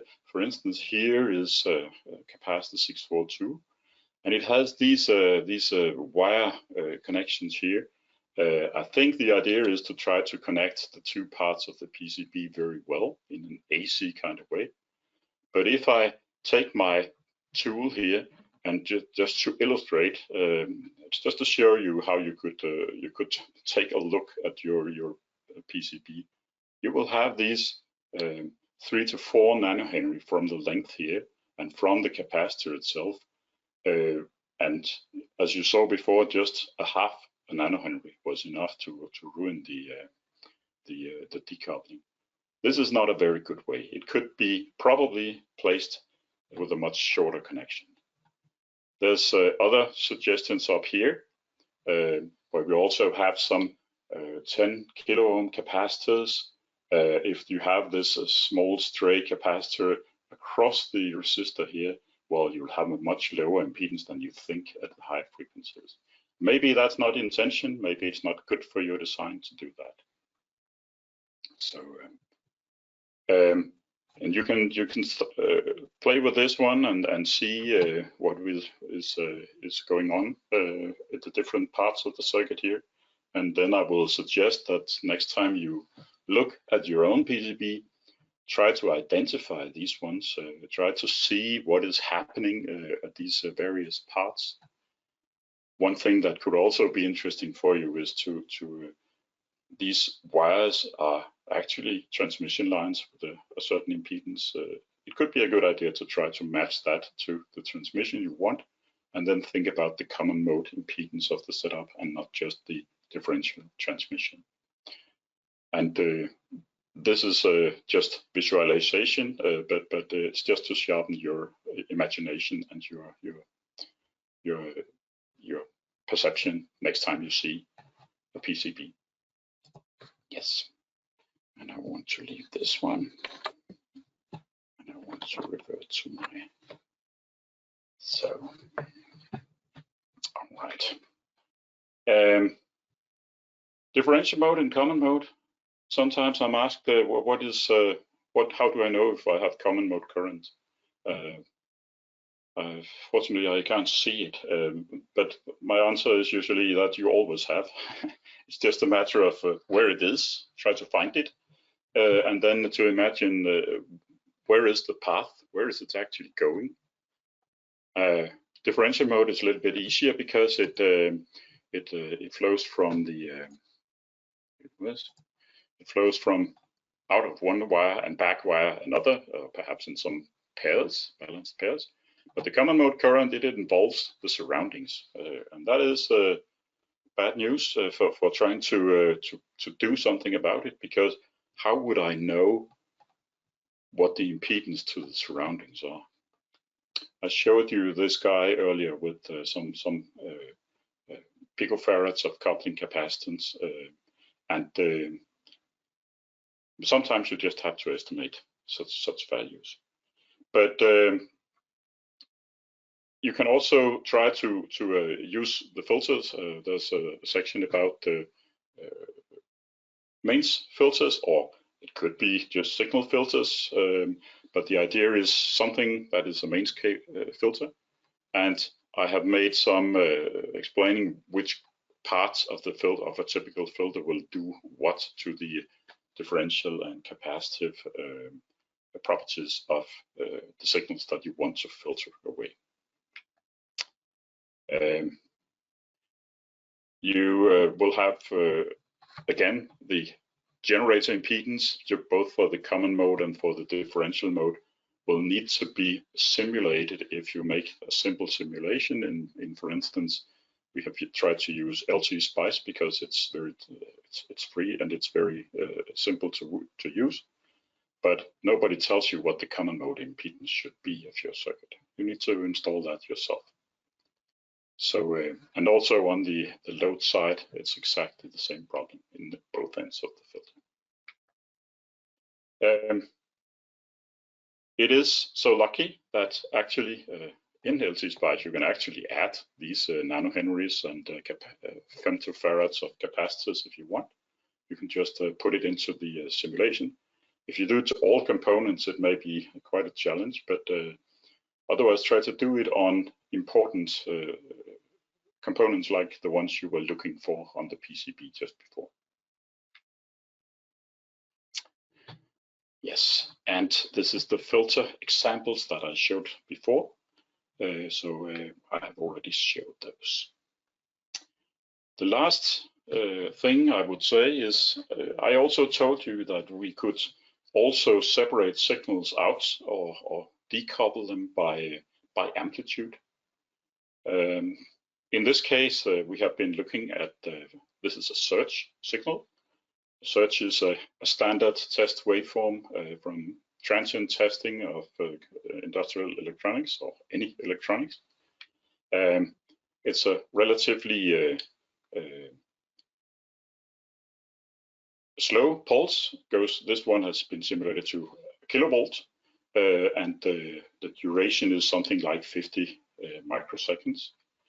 If I try to run that through a filter like the one I showed just before, let me show you here, like this, a differential mode, it is this one, the differential mode filter. I'll just jump back here. So you will notice that it looks different. You can see the amplitude is not 1000 volts anymore, it's 1300. So it's become higher. It has also changed its shape, and you can say the high voltage is present for perhaps a little bit longer time, and after a long time you will have even more signal here. Maybe that was not the idea, and now you need to get rid of 1300 volts instead of just 1000. So filters are not easy. Standard and mains filters are not easy to use for removing this excess amplitude that you perhaps cannot accept in your construction. We can try to use perhaps a clamping device. This is a common mode filter, and you can see that if I try to inject the common mode signal through this filter, then I will have the same kind of problem around 1300 volts, and now I have this very, very long pulse. So I'm not getting rid of the energy. I need to do something else. And in that case, I will try to go for the limitation. There's not really any components except for a fuse that will just disconnect the excess energy. But I could use a varistor or a metal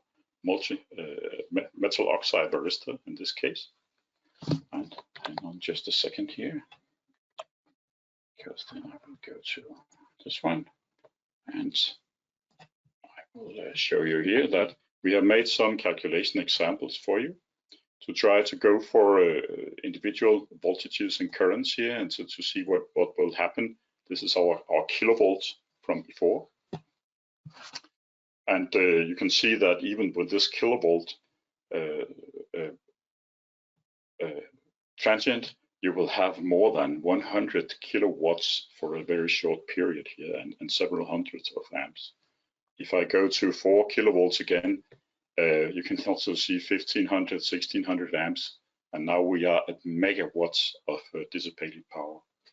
You need to think about where you place this varistor. Can the PCB traces, can they handle these 1500 amps? Maybe it was not the intention.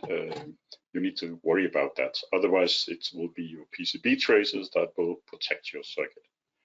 You can also change the injection here so it follows the standards. So line to ground, you will have a series impedance, and that also means that suddenly we are at much lower voltages and currents here. Yes, and I think I will stay with this one and just show you. We also made some things here with signal lines. Again, 4 kilovolts on signal lines is a little bit unusual, but in this case we have the 40 ohm and half a microfarad as coupling. So the energy is smaller. It's 76 millijoule dissipated in the protection diode in this case. If I remove the 40 or the half microfarad coupling capacitor, then I will have a much longer signal here and more energy to take care of, 300 millijoules instead of. So the standard says that you should use a half microfarad unless you inject into something you know the impedance of. Yes.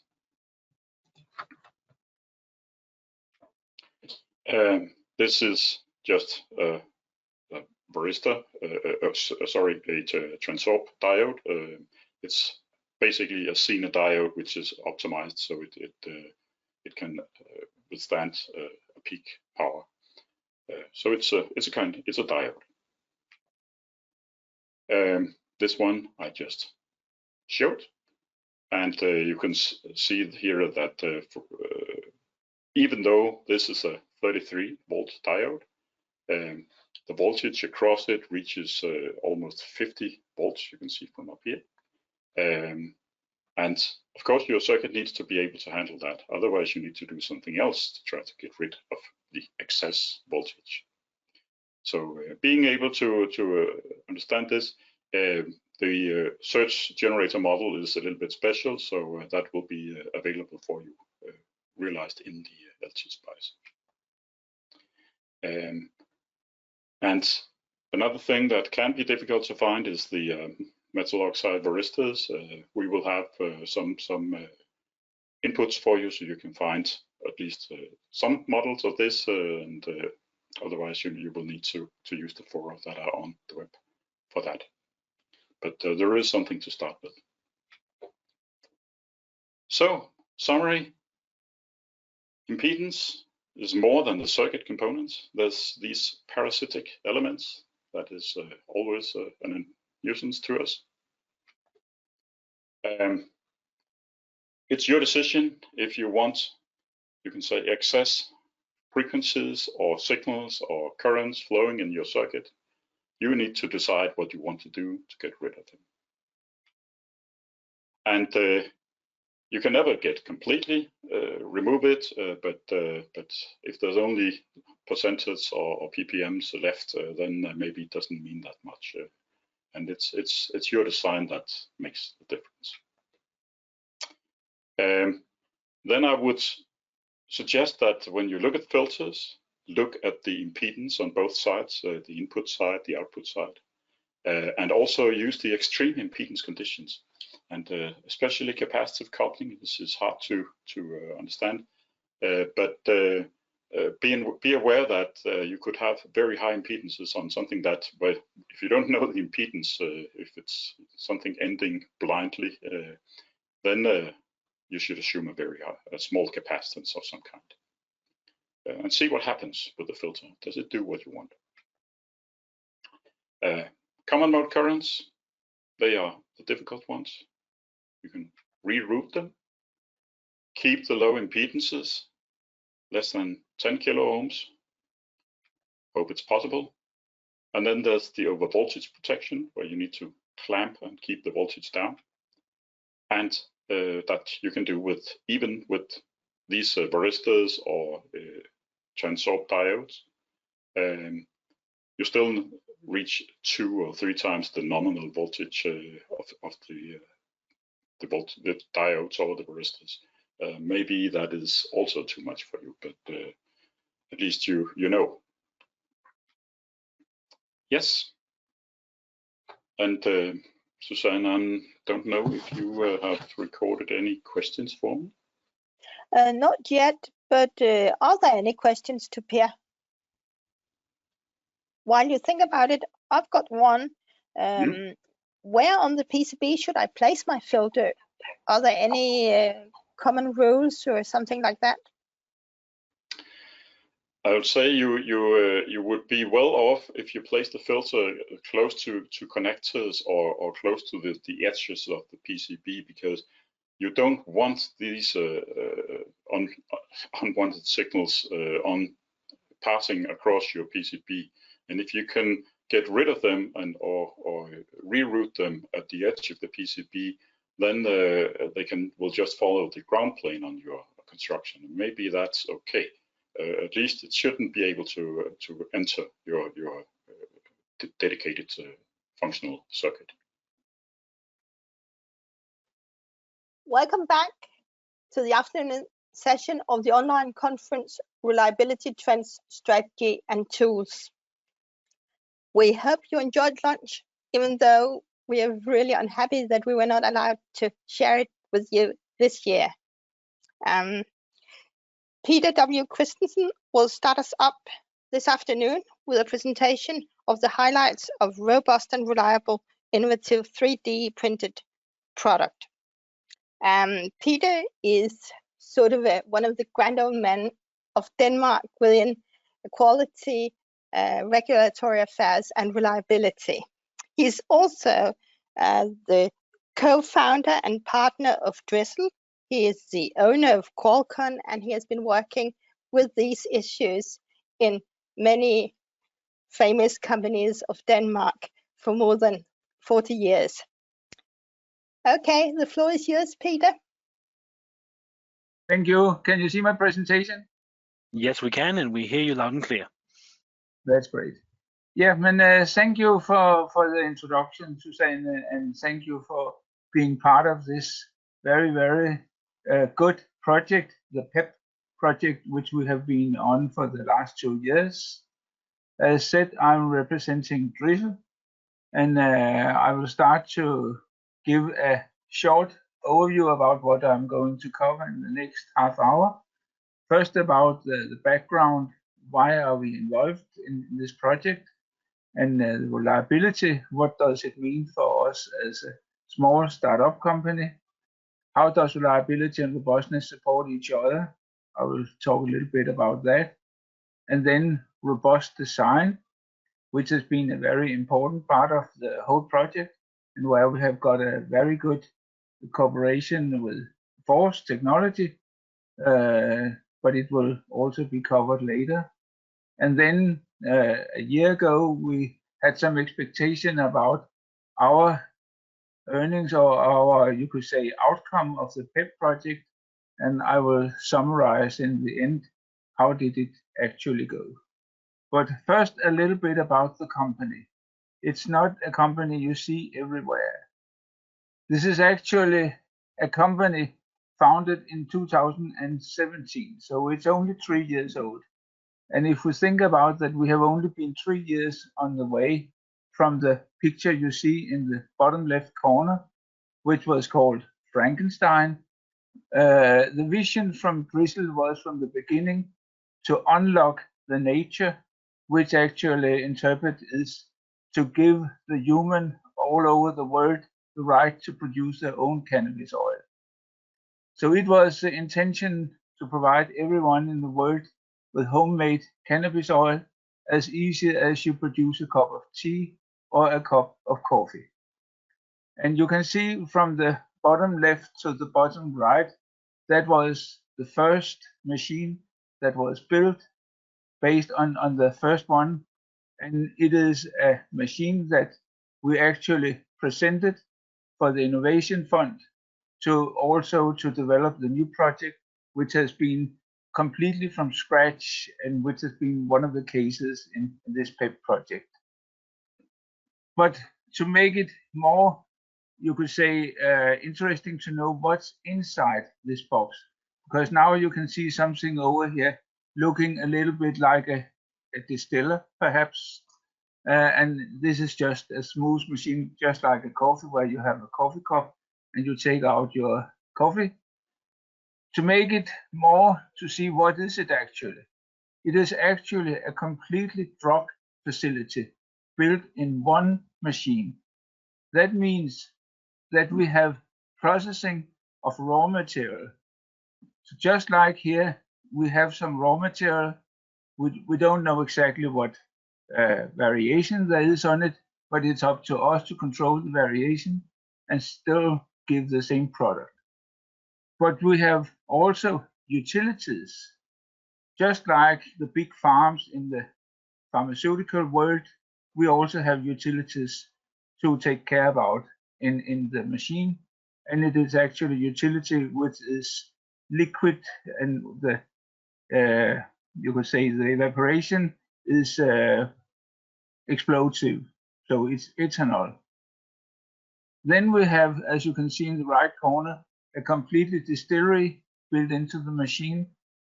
And we also, because it is a homemade, it's actually seen as a kitchen machine, just like the coffee machine. We need to take care about testing and inline control, because we cannot let people have a lot of laboratory and testing facilities before they drink their cup of coffee. They have to be completely sure that they can drink the coffee and it's safe for them. So all the testing and all the inline control, that's also built into the machine. So all this in combination, that is our mystery box. Unfortunately, I can't show you the machine yet because it's still patent pending and we're still working on the final issues. But we came from this machine here, and the outcome is this nice picture you see here. That means that you can produce cannabis oil, you can use cannabis plant where you have both THC and CBD, which is not legal in Denmark, or you can use industrial hemp, which has a low content of THC but a large amount of CBD. It is sold legally as tea. So this is actually our challenge, to combine all these different processes in one machine and make it as easy to just press a button. So the background why we're involved was that Susanne and I know each other for the last 20 years, 30 years, I guess. And here there was a chance to follow a project from the idea to launch. And we have changed a lot during the whole development cycle, from the beginning to the end, based on input from the project team, based on our own experiences. And we also knew from the beginning that it has to be scalable. That means from 100 pieces per year up to perhaps 50,000 pieces per year, or even more. And it's a very complicated process, but we still need to make it very, very cheap for the customer. You could say that a professional equipment which can be bought is also producing a lot more than what you can use for one consumer, but that would be in the area of $50,000 upwards. Then we have a very short development cycle. As you know, we started the company in 2017. We have the first prototype ready. It has been tested on Force Technology, and we are going to start up selling the machine here in the beginning of 2021. It has to be simple to use, it has to be easy to maintain, and it's a product just like the iPhone. People have never seen it before. Yes, it looks like a coffee machine, but it produces another drink. So the case all in one. That is that we, from the beginning, need to take care about design for manufacturing, because it has to be very, very easy to manufacture, because there's not a lot of margin on that kind of equipment for the household. So it must be cheap in the cost price. The cost of goods being low gives, you could say, no headroom for making a lot of failures. And we decided, now it is about reliability. We decided already in the beginning that we will aim for 5 sigma. We will not go for 6 sigma. That is impossible with this complicated construction, where we both handle liquid, we handle pressure, we handle vacuum, we have computer, we have IT, we have process equipment, and a lot of other things, and interfaces as well. So our challenge is that we have polymer, glass, and metal that has to be joined, and we know that the temperature difference make it also complicated. So again, it has to be robust. We could also see on the reliability budget we set up in the beginning, and that was actually before we started the project, that something would be worn during useful lifetime, just like the tires on a car. So we know that something has to be shifted during the lifetime, so it should be easy. And that means that we from the beginning have to think about how can people provide self-service and put in spare parts, just like a printer where you can go in and fill your cartridge in. But we also have to take care about that software, even though we do the best we can. We also have to accept that it has to be updated, also to give a possibility for new function. And then we have user interface. That means that we will make it simple, so you can put it on the table and you can press a button, and that's all you need of communication. Or you can go in by some perhaps Bluetooth, it's not to know, but some radio communication. Then you can communicate with the equipment and you can go behind the scene and set up detailed recipes. So already from the beginning, we were talking about rapid prototyping, because we have to accept that we learn when we do the design also. So they go hand in hand. So it has been important for us to be able to do rapid prototyping and also do it on modular level. So we actually could go in and do one part. As you saw in the beginning, there was 4 different process areas from the pharmaceutical facility. So we need to go in and be able to take all of these 4 areas in combination or individually and test them and see what it is. And we decided very early that we will go for 3D printing. It was something we had heard about, and some companies are working on 3D printing, but now we were actually going to see, can we develop and can we produce a product which is 100% 3D printed, except for components we have to buy.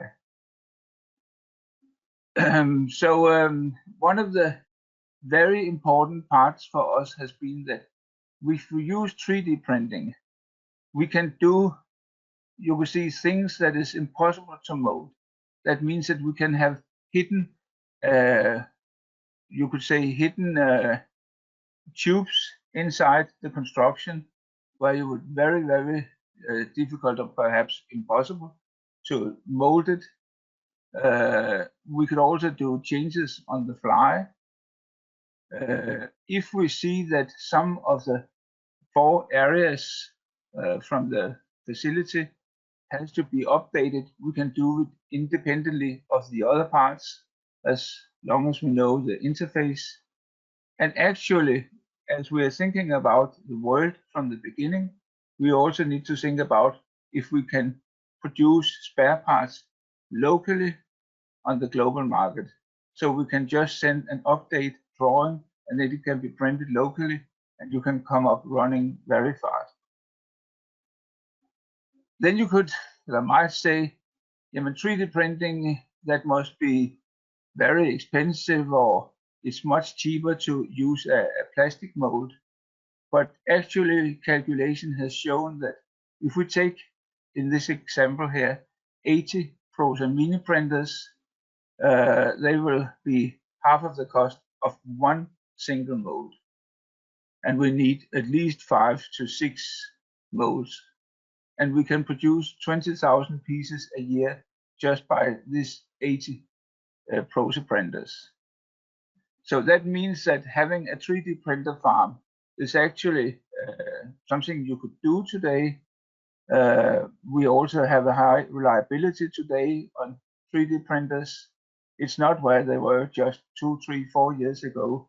Today you can trust them and they are very reliable. So for us, you could say we have the official definition of reliability. That is the probability that something will perform its duty without failure over a designated time. Something like Susanne also mentioned in the beginning. But for us, it has been more the result of creating and building something that can do the duty and preventing its failure during use. That means that for us, it's very important that when it produces something, it has to be safe, or it has to be with built-in function, making own check, own testing, saying, okay, we perform the mission, but you can't trust the coffee. If you take the coffee, it's not worth drinking it.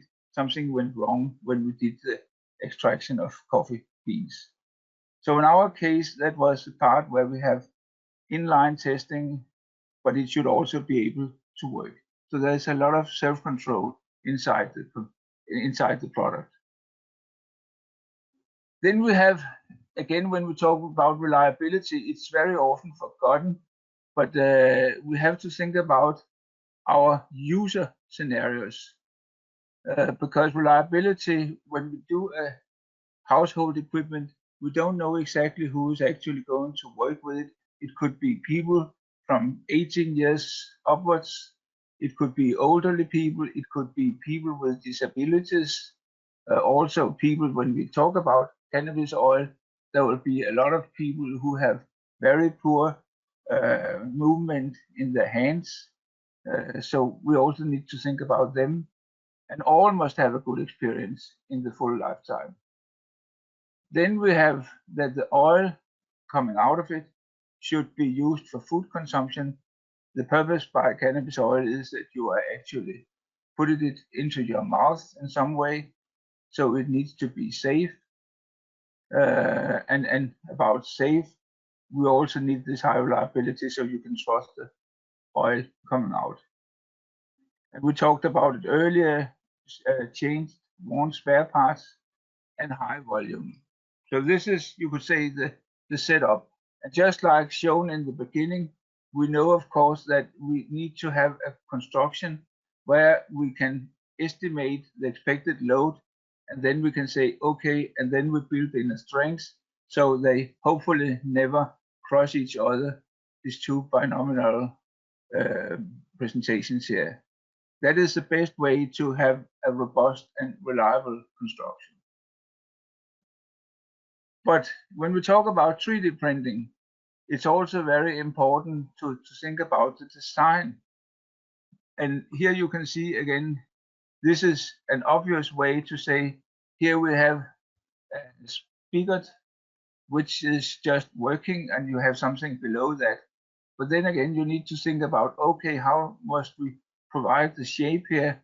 Because when you do the 3D printing, you will have a lot of structures where you build it up layer by layer, and you need to make it a strong and robust structure here.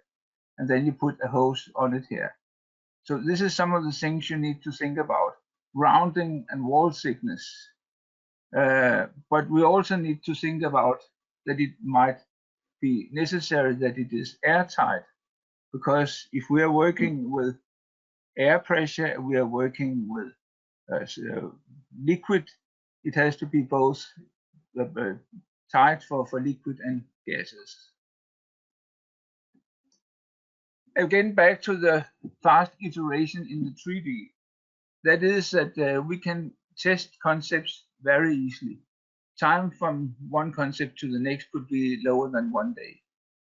And here again, it has been very nice to work together with Force Technology, because we could come up with different parts that they were not needed to be a whole machine, but we could take different parts and say, okay, how can we test these parts, and how can we be sure that it is robust as possible? We could do crazy design where you would say in a mold it is impossible, but we can do something looking nice and still be able to work. And then it has been important because making cannabis oil is not an easy task. And actually, no one in the world so far, if we see the literature, can actually tell us how do you actually extract cannabis oil. There's a lot of rumors, there's a lot of ideas, and you can of course do it, but the output is varying from 10% perhaps to 80% you can take out of the actually cannabis oil from the plant material.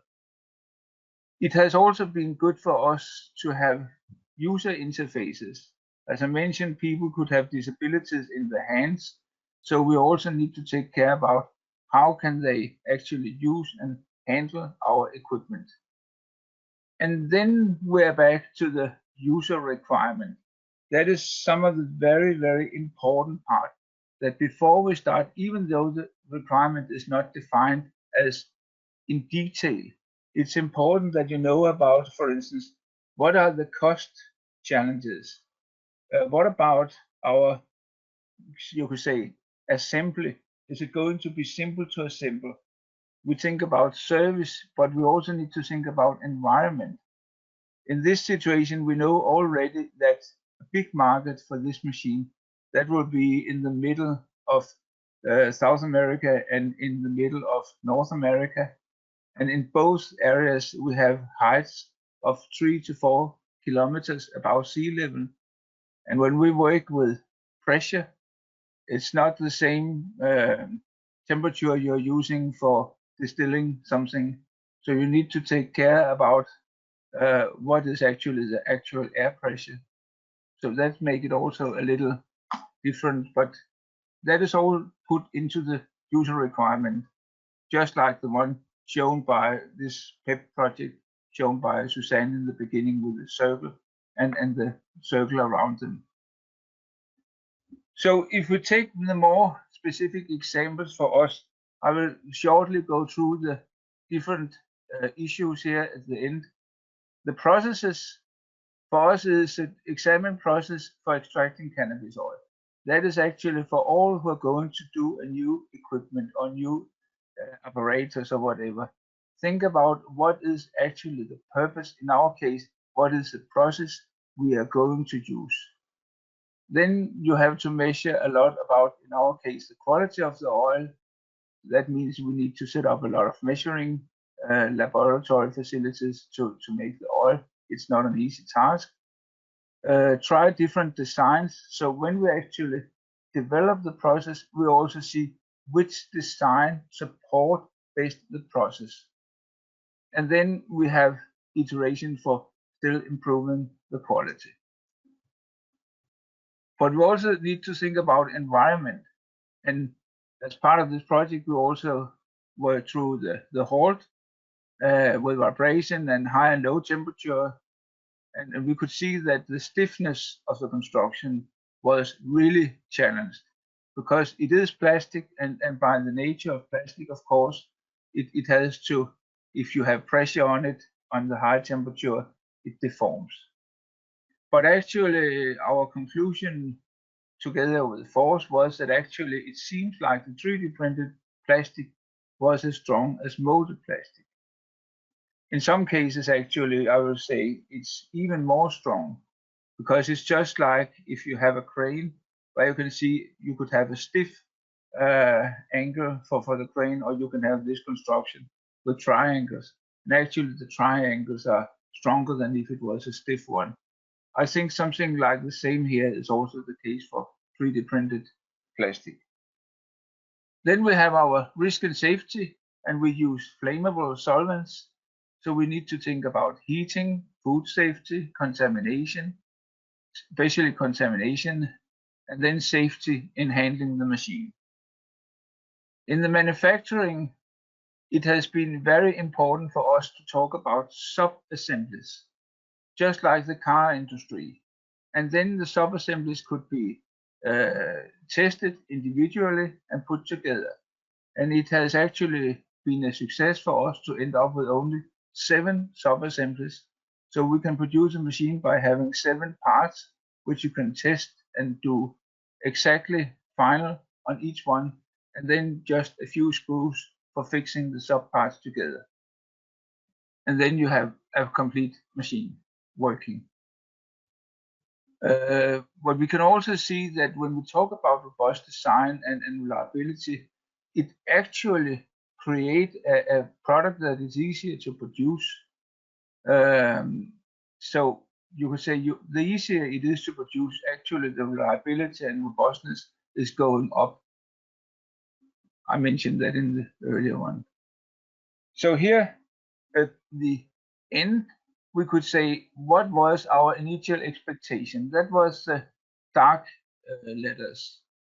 Efficient methods to integrate reliability in construction, and what we actually have covered gained by this 2 years. We have been part of the questionnaire and learned on the way.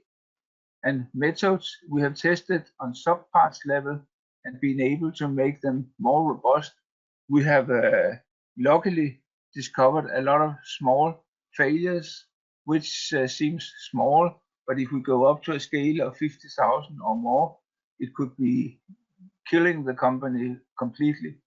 And we were able to find a lot of these small failures or flaws early. Robust design that is scalable, we have to admit, yes, it has really been a robust and reliable construction. And then again here, test and strengths. Test can be done on a simple mock-up. We brought a mock-up model for some of the tests where we both did the EMC test, and when we went to the final vibration, we actually put up a machine which was looking like the real prototype. And the obvious errors has been removed. So it all leaves us with these questions here, because this is still our challenge, because it's brand new to use 3D plast. So how form stable will product be during 5 years of lifetime? Will it degrade and open up for new contamination? Will the plastic, become brittle over time? We don't know. We can accelerate whatever we try, but we don't know yet. Movable parts, we have a lot of movable parts in the construction. They may crack, and then you can say, yes, we have made it very easy for the user himself just to change these parts. And then we also have threads on some of our lids. And again, it seems like they're very reliable. It seems like it's just like molded plastic. But how will it be when it has been opening and closing many, many times? We don't know. So this was actually the conclusion of my presentation, and then we have some few minutes for questioning. Thank you, Peter, for a very interesting presentation and a fantastic product. Are there any questions from the audience? From what I can see, but in your opinion, Peter, what was sort of the most interesting finding you did during this project?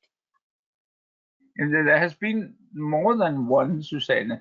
Yeah, but if you have to, I would say, just give me one. Yeah. But if you take one of the very important parts, that has actually been that by working together with FORCE in this project, we have been forced to have time schedules. So we are a small startup company, and everybody would like just to iterate one time more. But by having this cooperation, we have got very strict timelines, and we have to fulfill some, you could say, deliverables for this timelines. So that has been good for us, especially for me, that could go home to the company and say, this date we have to deliver a mock-up model. This day we have to do that, and it has to be working, and we have to get this and this done. So that's one of the things.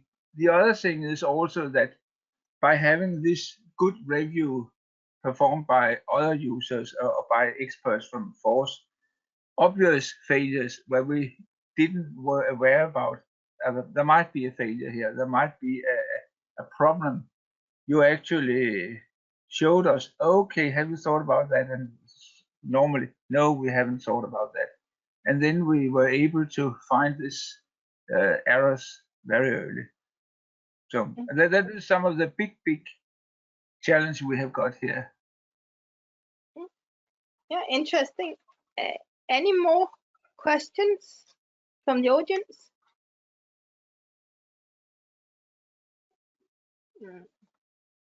I think we'll leave it for now. Peter, thank you so much for a brilliant presentation. And we look forward to hearing more about your project later on. The next presenter is Kim Smith, who will provide us with useful insights by mechanical design supported by calculation tools. Previously, I said that to me, Per Taastrup is Mr. EMC, and likewise, Kim is Mr. Vibration and Shock. He is a senior reliability specialist at Force Technology. He has been working there ever since 1982, and he has been doing numerous customer assignments since then, and he is really, really good at extracting the interesting parts of that. So you're in for an interesting half hour. Take it away, Kim. Yeah, thank you very much, and thank you for letting me talk about some of my favorite subject, that is vibration and shock. I'm a good old-fashioned mechanical engineer, so I know something about vibration, shock, and mechanical stuff, but I have also been working very much with the testing of electronics, so I can share some experience and show some tools we have made on this. The outline of my presentation is I will take very short about verification methods, an introduction to vibration, shock, and resonances. I will show the mechanical micro-simulation tools that we have developed in this project here. I will show it by taking you through an example, and then we will sum up and have time for questions and hopefully some answers also. So verification method, there are numerous way of verify that a new design is okay. So this list is not exhaustive. Because I'm a testing engineer, then of course physical testing is obvious. And here is, for instance, a picture of a new hydraulic shaker we have in our Nordborg labs, where we can test several tons with high G levels at low frequency. We have a mechanical shaker. This one is the biggest one we have in Force product compliance. It's in our labs in Sweden. But of course we can do an analysis or simulation at different levels. And we can say that we can do on macro levels, where we do very nice simulation tools, but also big and fairly expensive tools. And you have to be a skilled operator to work with this one. I'm not an expert in this, but I hear our customer talking about ANSYS, SolidWorks, COMSOL, Multiphysics, and tools like that. And for instance, on this small figure here, we can see for a fairly simple mechanical structure, we can calculate and simulate stresses in many, many different configurations, different complex loading, and for different parts of it. But today we will focus on micro level, what we call it. You might argue that micro level, yeah, it's just not simulation, it's just calculation. From my point of view, you can call it whatever you like, as long as you can give something you can use to help you in your engineering work with making new products. Okay, introduction to vibration and shock. The most versatile description is to describe acceleration as function of time. And here I have a graph. It could be an accelerometer placed in my car. So here I start my car up and let it run idle for a few hours. It's still a diesel car, sorry. But I will let it run, and you will see acceleration will be like a sinusoidal following the rotation of the engine. Then I start to drive, I'll hit the curb at the way, and I get some kind of change, fast change in acceleration. Then I hit the road with different quality of surfaces. I might hit a pothole, another pothole, and I will see this kind of acceleration. And just to show how we do some classification of it. So whenever we see acceleration for longer time, for moderate or lower level, we call with a one frequency, distinct frequency, we call it sine vibration. When we see something where we have more like different frequency, we call it random vibration.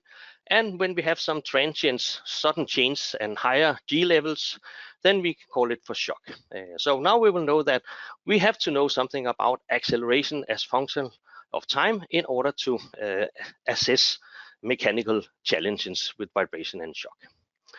The next thing is to look a little bit on resonances, and we engineer, we like to talk about models. So we have a model called single degree of freedom model. It could be like this one here, where we have a mass and we have a spring. And if we do something with dynamic input acceleration, this one can start to vibrate or respond to it. And we can calculate or measure the response acceleration, and we can measure or calculate the relative deflection. I'm not sure whether this video is working online to all of you guys, but for me at least, it shows the beauty of catching a mechanical resonance with the use of stroboscopic light with slow motion facility, where we do input vibration in the bottom here, very low level. We cannot see that, but we will see these heavy parts on the printed circuit board moving quite much. So that's a resonance. When we measure resonance, you can see some small accelerometers on this construction here. We will typically get a curve like this, where we have a frequency range here from 2 Hertz up to 2000 Hertz. And then we have the, here we have, we call it the transmissibility or the amplification function. We have response divided by the input, and we can recognize that curve because we see at low frequency, the value is 1. The response is equal to the input. As we go up in frequency, we will approach this point here where we say that we have a resonance. So here we have a resonance at 40.8 Hertz or 41 Hertz with an amplification factor of 5.6. If we have a prototype, we can measure resonances. If we have not a prototype yet, we can do simulation and calculation to find it. And actually on the product that Peter just told us about, we did a resonance search, and one of the things we saw during that resonance search was that the resonances for his product was at quite high frequency, which is very good. Then it's a stiff product, and the mechanical stresses will be lower for that. Now we come to the micro simulation tools we have made. You might not be able to read all the text in the picture in the corner up here, but it's basically a set of small individual tools. So we have on each sheet in the Excel file here, we will have tools, and I have an overview on a couple of slides. And so it can help engineers with calculation when you have to address vibration and shock. It's Excel based in good and bad. The good thing is it's very flexible. You can take it in, you can alter it, you can fit it to your own situation. The bad thing is that you can mess it completely up if you don't know what you're doing. So always remember to take a good backup before you start to work it in. As Susanne told, I think in the morning when we started this conference here, this kind of tools here will be available for the members of the Physics of Failure Club here at Force Technology.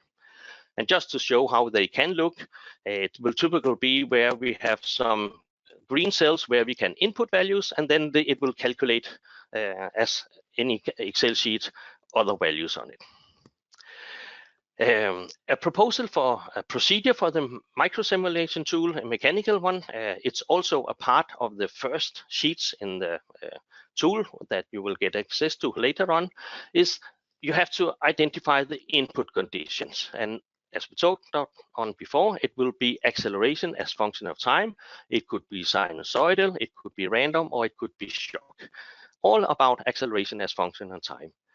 Then we should identify the dynamic behavior of the product or part of the product. It might not be the complete product. It can be a single component or a single printed circuit board. And identifying the dynamic behavior of the product basically means to identify the resonance frequency and the amplification factor. And as told before, we can do that by measuring if we are lucky to have a prototype or a mock-up, or we can do it by simulation and calculation. Then we use this model, single degree of freedom model, to analyze the response when we have the input acceleration as function of time. And instead of making a lot I will first show you the tools that are available for the moment. We have calculation on acceleration, velocity, and displacement for sinus vibration. We have calculation on sweeping condition during sinus testing. We have calculation of resonance frequency for single degree of freedom models when you have masses and springs, for instance, several springs in parallel or series. Then we have calculation of single degree freedom response to random vibration and to sine vibration. And instead of going into all these details, then we can take an example to see how we can use it. So let's say that we have a situation where an electronic product early has been approved for railway application. That some of you might know that then we have a standard for railway electronics called EN 5155, and there will be one with the vibration and shock parts in IEC 61373. I will have details in a little while. But now the sales department wants to sell this product to the marine market. So the question is it possible with the same product without modifying the product regarding vibration and shock and also sell to the marine market? So let's go up there. First, of course, we have to know what has it already been tested for. So I told you IN 5155 points to IEC. So you can see here, this IEC railway application shock and vibration test. This test requires a resonance search, so we shall find it. It's in this standard, it's called identifying transfer function. Then it defines a random vibration test to perform where the equipment has to be in operation and perform as according to its specification. Then we go into simulated long life testing at increased vibration level. There will be the levels on the next slides. And then there are also some shock testing simulating shunting shocks when the train wagons hit each other when they are making the train ready. So the vibration levels and shock levels will be depending where on the train you are situated. So here is a little drawing. You might have think it was me who made this very simple drawing. It looked like my style, but it's actually a drawing from the standard, and it's identifying that different locations in the train will have different severities of it. So if we look at vibration and don't consider vibration in the buggy and on the wheels, then we can see the other one, they will have a vibration category called 1B. So that's very typical. For instance, if you put electronics in a car, you will have different condition whether you put it near the engine or the wheels or the gearbox or in the trunk, wherever you put it. Same thing with the equipment for trains. So let's look in the details. This here is what we call a power spectral density. It has this funny unit, G square per hertz, basically saying how much energy do we have at the different frequency. So on the x-axis, we have frequency range in hertz, and up here we have higher level going up to 0.1 G square per hertz. So this spectrum I have drawn here is going from 5 hertz up to 20 hertz, and with a constant level, that is most energy at low frequency, and then it's going up to 150 hertz. This is a kind of figure you can find in the standard, and for this you can identify and you can calculate what is the RMS value, the root mean square value of acceleration or velocity or displacement. That's just mechanical calculation you can do. The test here is at a level called 5.72 meter per second square, or as we would like to talk about it as old test engineer and many test standards still, 0.58 GRMS. And the test says that we have to test for 5 hours in each of the 3 axes. One should note for a random vibration test, most of the standards for this requires that the peak values are approximately 3 times the RMS values. It's the factor between peak values and RMS factors is also what you call the crest factor. And we told that root mean square is named RMS when you talk about this vibration or other signals as well. So let's look into the marine business, how it could be. Up here I have taken, there are many specifications for marine equipment. I've taken one here from International Association of Classification Societies, that is also what we call IACS. They have a requirement called E10. That's a requirement for electronic equipment for use on ships. So it has listed a long list of tests, and one of them is test number 7, that is vibration. So we can see here a reference to an international standard, how to perform a good test. And then we can see the severity here described in some of the frequency range as an amplitude in millimeter, and the other rest of the frequency range as an acceleration level of 0.7 G. And here, for instance, you can see this is an updated standard from 2018, but they are still talking about G, even though that the SI unit is meter per second square. There are also some conditions for the test here. I will go into detail with that on the next slides. So on this one here, you can plot a spectrum like this, going from the lower frequency of the 2 Hertz. With the constant amplitude, you go up, and when you have a constant amplitude and increases the frequency, then you increase the acceleration level, and when you reach this point here, we call it the crossover frequency. It's the one from up here. Then the rest of the frequency band we run with the 0.7 G. Yep, let's look into the requirement. So the marine testing here says that we have to perform sinusoidal vibration. We have to perform a resonance search and identify the resonances. They define resonances as whenever the amplification factor is larger than 2. And then we have to do a 90-minute dwell. That means that we have to vibrate at 90 minutes at each found resonance frequency. There must not be any functional issue. There may not be any major mechanical damages, this one. Some might say that how about that? Can we have minor damage? But it is a test trying to simulate a whole life. So we can see it's okay to have some smaller wear marks and things like that. But of course, you should not have functional failures and not make the equipment dangerous to work with. This standard here says that it recommends that the Q factor is less than 5. It's always a little difficult when you only have a recommendation. So what happens if the Q factor is 6 or 7 or 21? Is that then okay? Then I have taken an extract here from another standard that's from Norske Veritas Germanische Lloyd. And you can see in there, this standard here, they will normally not accept amplification factor greater than 10. You can still sometimes accept higher than 10, but then you have to argue why it's not dangerous for your equipment. So how to compare these two tests? Unfortunately, they are two quite different exposure, so we cannot compare them directly. But what we can do is that we can compare, for instance, first the input values. So we take each of the values, frequency, upper, lower, down, and RMS values and peak values of acceleration and displacement, and compare that. Then we can calculate response for the actual resonance in the equipment we have. We know from the train test what resonance we have, and then we can calculate this and then compare on this level. And that is actually where we can start to use the simulation tools. This was the resonance given at 41 Hertz. We have 6 times amplification. So now we start to work with the calculation tools. And this tool here, the first one I've taken here, is response to sine for a single degree of freedom model.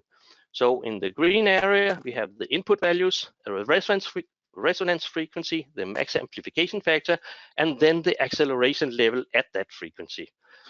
We have to remember to use the SI unit when we actually do the calculation, but of course we can also calculate the G values if you want to do that. So I have just zoomed in on this one. First I think I showed this one.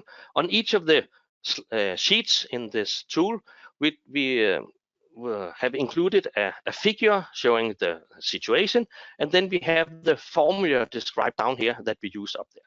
So for this one here, we can see that the peak acceleration response will be 4.2 G, and the amplitude in millimeter maximum will be 0.6 millimeter. Why do we have both acceleration and displacement in millimeter? That's because different failure mechanisms are sensitive to either acceleration, which will give forces on the construction, and for instance can make decision on whether or not components will break off or not, whereas mechanical deflection, displacement, they for mechanical structures are directly proportional to the stress in the construction, and then we can use that to see if we have too high stress levels. This was the peak values. We can also calculate the RMS value. We will need that when we have to compare with the random. For a sine test, the crest factors is 1.4. Okay, let's look at the next one. That's response to random vibration. So we still have the input values, and now we, as input, we need the power spectral density at this resonance frequency. So we can read that from the frequency spectrum I showed you before. it's a strange unit, meter squared divided by second in third, but perhaps the unit you could recognize from the standard was the G square per hertz, but we have to input SI units. We can also here insert different crest factors. We use 3 as default because the most random test standard says that we have to use a crest factor of minimum 2.5, so many of us, we are using 3 as the default factors. Once again, we have a figure showing that we have a random input down here, and then we have the response will be dominated by the resonance frequency, and the formula is given down here. And when we look at the details, we can see that here we will have an RMS value of 1G, a peak value of 2.9. It could have been 3, but that's rounding off in the system that makes it not 3 but 2.9. Then we have the same thing with the displacement in RMS and in peak value. So now we have the response, and we can start to compare. So first we compare on input parameters. So we have the train test and we have the marine test in sign. So the lower frequency is 5 for the train test and 2 for the marine test, but I have written here 5 because actually the standard says that if you have problems of testing down to 2 Hertz, that can be difficult with big test object, it's okay to start from 5 Hertz. But actually in this product here, we don't have any resonances below 10 Hertz, so it doesn't really matter whether we start from 5 Hertz or 2 Hertz. So they are equal here. For the upper frequency, the train test go up to 150 Hertz, so it's worse than the marine test, sign test. Input acceleration in RMS, that's the same. Input acceleration in peak is higher for the random test. Input displacement in millimeter is higher for the random test. Input displacement for peak for the displacement is also higher. The total duration of the train test is 5 hours per axis. The total duration of the sign test is depending on the number of fine resonances. It's actually a bit annoying because then we cannot say upfront how long time a test will last. But if we find resonances, then we will test for 1.5 hours. If we don't find any resonance, then of course we cannot test on the resonance. We have to test at 30 Hertz, but that basically a non-harmful test, because if there are no resonances, no problem should be anticipated. But the thing to think about this here is also that many modern electronic products are very integrated. Just think about the flat screen that is probably in front of you. To get an accelerometer inside and measure on parts of the power supply and things like that inside, it's not very practical to get in. So if you cannot get inside a product, it can be hard to identify the resonances for the sign test. But the good thing about a random test is that independent whether we find the resonance or not, if the resonance is there in this frequency range of the test, then we will test it. So now we're looking at the response parameters for the train test and the marine test. And here we can actually see that for this one here, the sign test is worst, except on the duration of it.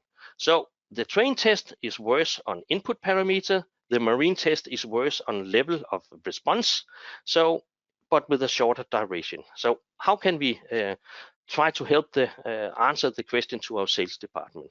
Then we have to be able to compare different levels and different time.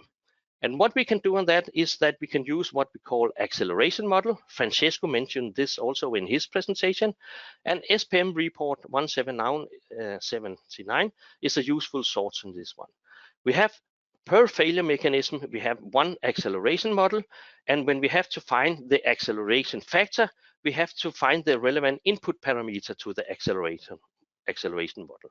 Unfortunately, we have different parameters for different materials, different designs, so it's not possible to have one universal acceleration factor. We have to adapt to the actual situation. When we go to acceleration model for vibration, we can see here we have a strain stress curve. So if we try to pull or bend a piece of metal in this one, then we increase the stress following this curve. As long as we do it in the low area, and when we take the force away, the metal part will go back to its original shape, then we are in the elastic area. And failure mechanisms with vibration or alternating forces in this area here. We call that high cycle fatigue, because we need many cycles before this thing will break. If we go up in the plastic area, we can also have fatigue problem, what we call that low cycle fatigue, and we don't need that many. If we are going for vibration, we should operate down here. Otherwise, we have a serious problem where the product will break very soon.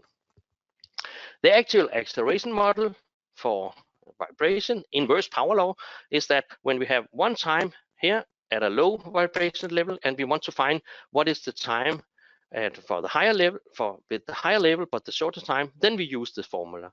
And the parameter here is this M average. And for electronics in general, we can use 6. But we should also investigate if we use 4 or 8, that is also used, how much does that influence on the result. So in the tool, from the SPM report, there's a small set of Excel files. Then we have some calculations on inverse power law. So we can input different vibration level, we can input an M factor, and then it will calculate an acceleration factor, and we can compare different times at the different level and see if they are equivalent or not.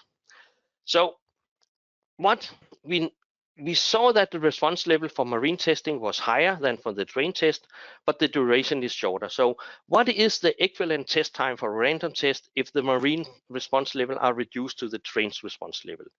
That is what we have to look into. We have a sign test of 1.5 hours, and we have to find with this different response level, how much random time do we need to have the same accumulated damage. Here, we used it here. So we put in here the vibration levels for the random test, for the sign test, the M factor, and we find an acceleration factor. So when we have this 1.5 hours of sign test, we need to run more than 1,000 hours in order to obtain the same accumulated damage for the marine testing. So we have to run the random test for much longer time when we compare on RMS levels. If we invest with other M factors, it doesn't look as bad, but still we have to run for 122 hours in order to have the same accumulated damage for this resonance. Then we do the same analysis, but on peak levels, because there are difference in the factors, crest factors for the sign and the random test. So once again, we input the random peak levels, the sign peak levels, the M factor, and we find a new acceleration factor. So now we can see that we have to run the random test for 14 hours in order to have the same accumulated damage. If we take another M factor, we can see we can come down to 7 hours, but it's still longer than the 5 hours. So there's unfortunately no doubt that the sign test is more severe for this resonance than the performed random test. This means when we go back to the question from the salesperson saying that is it possible without modifying product or doing something, we can say not without performing a sign endurance test at 41 Hertz, because we have not covered that with the test we have done. If we are going to the marine market, we will still need to go with a full marine type approval testing to be sure that we fulfill all the requirements, but that's another business. This is technically here. There is also something in the presentation here with the mechanical shock, which we don't have on ships normally, but we do have it on icebreakers and warships. And if we need to compare shocks, we have something called shock response spectrum where we can compare. And here is the train test, 5G 30 milliseconds test. And if we take the resonance frequency that we have, we can read on this spectrum here that the response of the resonance will be 8G for this one. If we take another shock like 25G, 1 millisecond, it's 5 times higher in G level, but it's shorter in duration. Is that more dangerous or not? Then we have to draw the new response spectrum for this one and take the resonance and go in, and we can see with this shock here, we will only have an acceleration of 3.5 G. So for this frequency, the red one, the train test, is worse than the other one. This we can go with different frequency and test.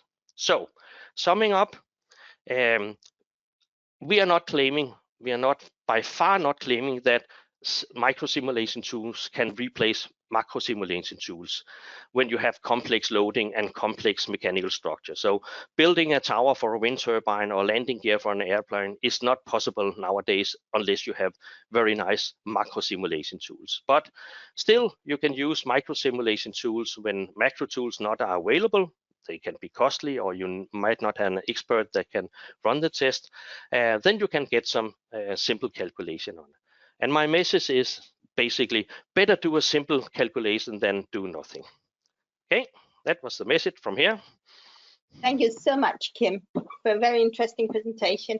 There's a question from one of the audience.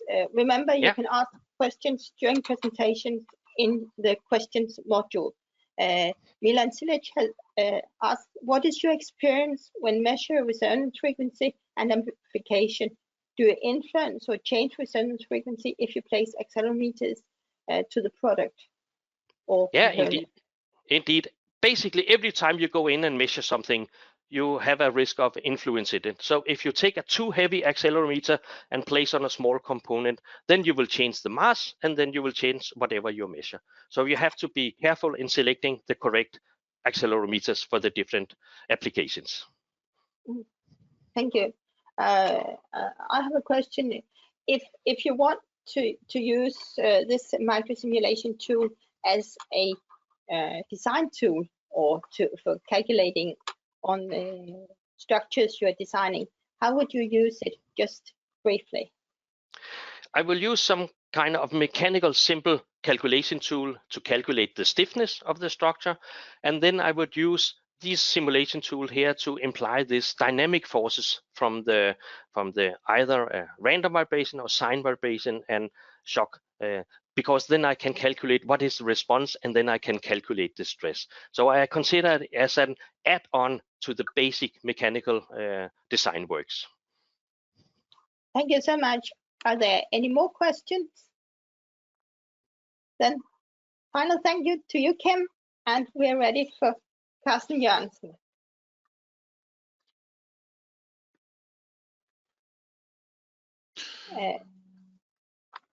Hello.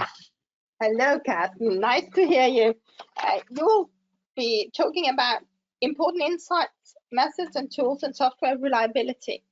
And you're one more of the senior specialists in product compliance of food technology. You didn't come to Forza Electronics Central until you were grown up, so we don't have a history of 40-something years together, but you have a long experience in software. You keep saying you don't know anything about hardware. That's not true. You're just being modest because you really have a good understanding of what is required for a product. But of course, you're the specialist in software. Take it away, Carsten. Thank you very much. Well, I'll be talking about making reliable software. And for some reason, something is not, there we are, PowerPoint isn't reliable all the time. So it's a quality characteristic being reliable when we talk about software. And you can have other quality characteristics like safety, user-friendliness. And just to show you the differences, then if you are focused on safe software, then if the software registers a hazardous situation, it may be possible to go to a safe state. So if you're running a car, stopping the car is considered a safe state. Flying in an aeroplane, stopping is probably not a safe state. User-friendliness. Maybe your device is going to start some kind of process, and that could be more or less easy to start. And reliable, well, you might want to be able to continue a key task even though that you lost your internet connection. These different vicious or points of view can actually conflict with one another. So going to a safe state might reduce the reliability because now you stop working. Being easy to start a process might reduce safety.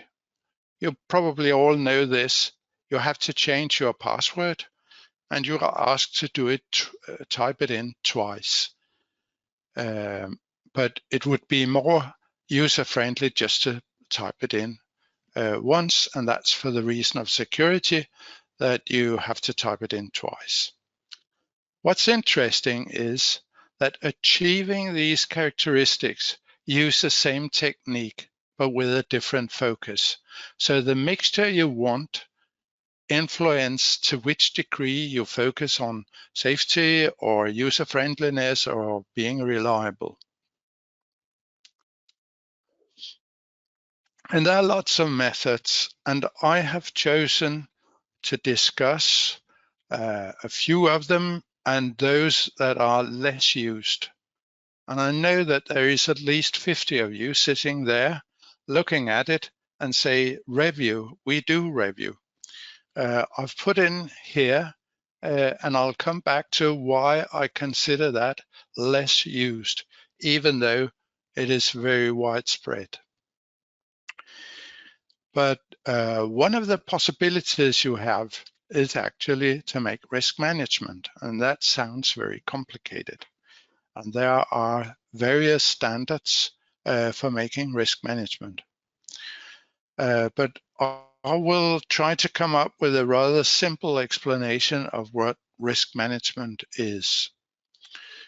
You have to ask yourself, what can go wrong? And I'll come back to this, what can go wrong, because it's not as easy as one thing. Because you can have things go wrong at 2 levels. I will come back to that. And ask yourself, well, that's a bit limited.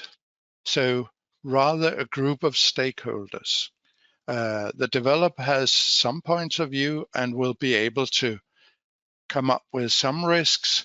The client will come up with yet another set of risks, while the users and the client and the user might not be the same, may come up with even some other risks. And finally, what can go wrong is maybe there's a specialist in some area that can point to somewhere where it can go wrong. Then what's the probability of this going wrong?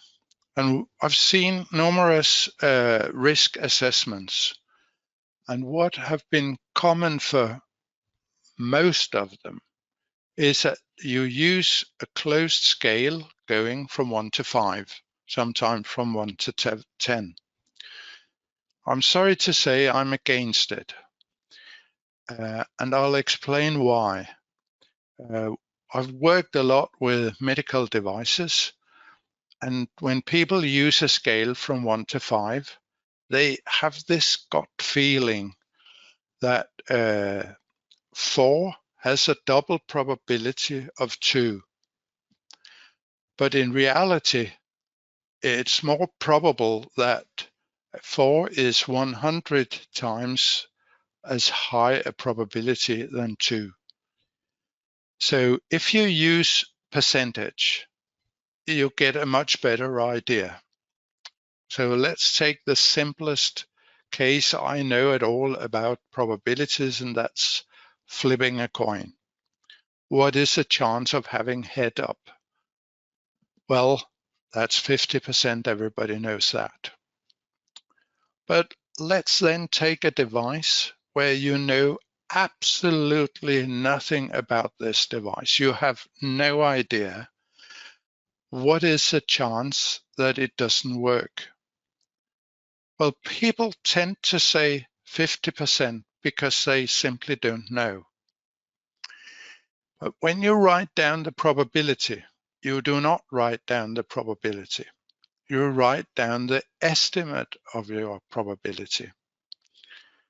So if I use an interval rather than one single number for the probability, I can also express how certain I am.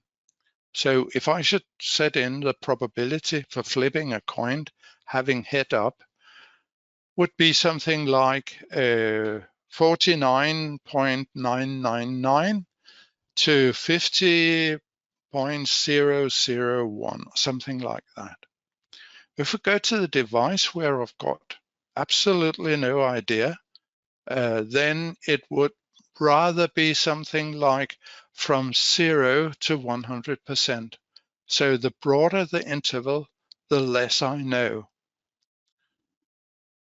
Another advantage in using percentage, I'll ask all the attendances to consider what is the likeliness of having a flat tie. Well, the only thing you can say is probably low. But if you ask around, you'll find that people have experienced it. If you start wanting to calculate the percentage, you find out you need to know the miles, the chance per mile run or per year or something like that. So even though that you don't have valid data, most cases you have some kind of data that you can use. How serious is it?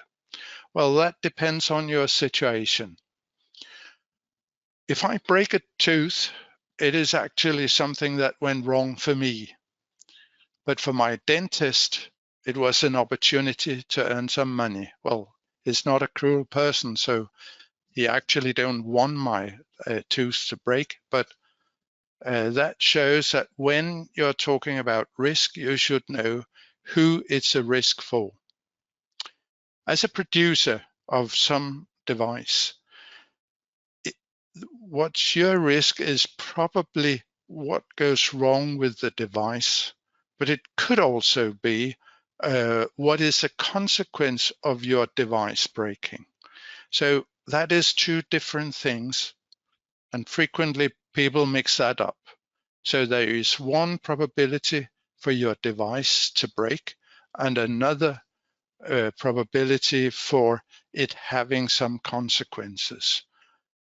And you should consider which one it is that you're using. Then we need to combine this probability and severity into some kind of measure of the risk. And a pretty normal one is to multiply the probability, which is percentage, and the severity. But how to measure severity? Well, most people use, again, the fixed scale from 1 to 5 in severity. But in my opinion, I will strongly recommend to have an open scale, because what is severity? In a lot of cases, it is money. And I cannot make a closed scale on money. So having an open scale on severity is important. When it comes to medical devices or and also other safety-related things, severity could also be number of lost lives, years of lost life. And in both cases, you can actually multiply those two to get a risk measure and see how that looks like. Then we all want to go through all the risks and figure out what to do about all of them. But frequently that is unrealistic. So the risk measure you can use to prioritize the effort. So those risks that have the highest risk measure is the one that you use most effort to reduce. And when you consider what can be done to reduce risk, that will frequently enter either into a requirement specification, into an architecture, into a design, into some kind of decision. And this decision is what helps you to get a more reliable product. And you reiterate till you have an acceptable risk. The next method I would like to talk about is called test first. When we talk about software, we have always recommended early testing. Start testing before you are done with your programming. Take the small bits and pieces and test them, and avoid big bang test. I'm aware of that it's not all the participants that work with software, so I can explain to you that a big bang test is you don't test anything, or you just play around with it till you're done with your product, and when you are done with your product, you start testing. And it is surprising how many companies that test too late and use big bang.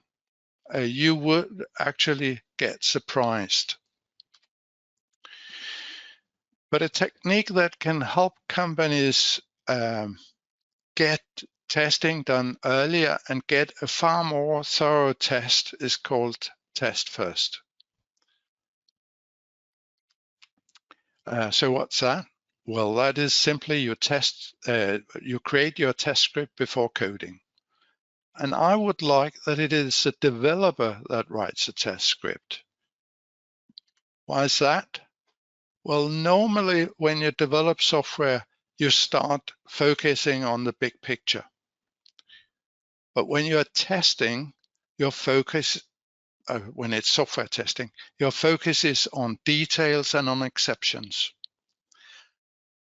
And the funny part is that what you experience as a developer is that when you start testing, you learn something about the program you haven't made yet that makes it so much faster to create. And when you have created your part of the program, you can actually test it because you have already made your test script. So it really helps you a lot make use of the test first. Well, out there's a lot of people who combine test first and test automation.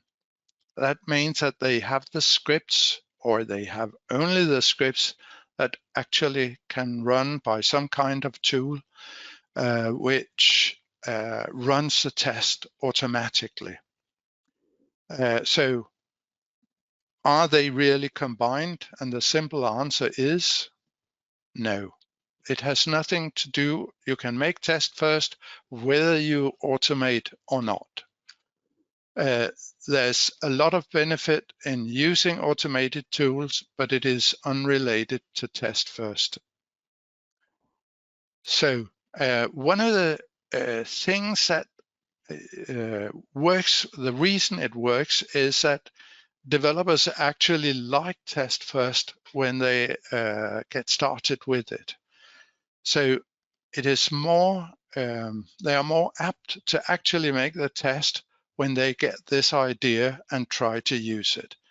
So therefore, I'll recommend that.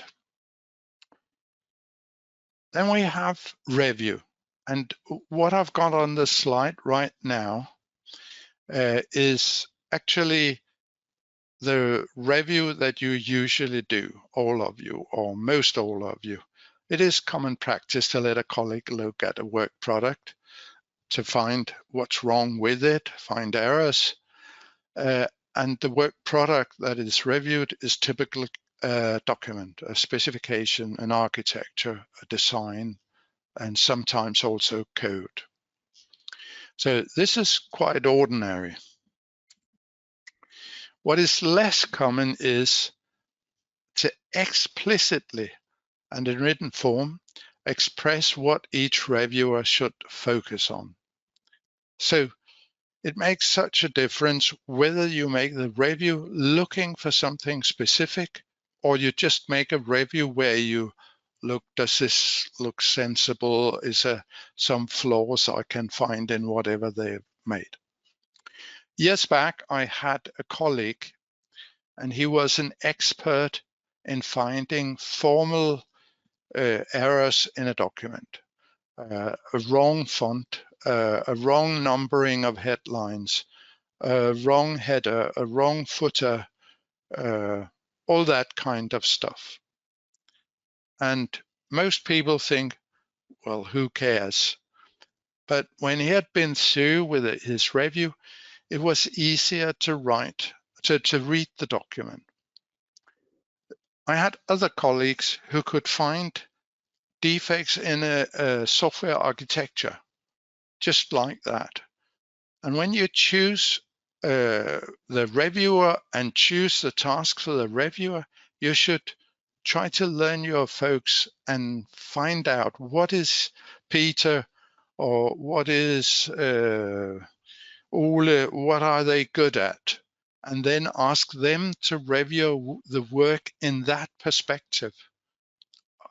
I suggest they find 4, 5, 6 times as many errors when they have a specific focus. It is written down. They get some kind of formula or some kind of document where they are assigned to what they should focus on. Another thing that is common practice in the standards, but not in practice what people do, is to check that this document is in accordance with other documents, that is the base of this document.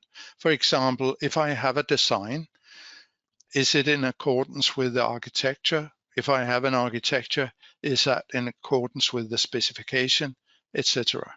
So having this is something that also gives a lot, because you find out either the error in the specification or in this design.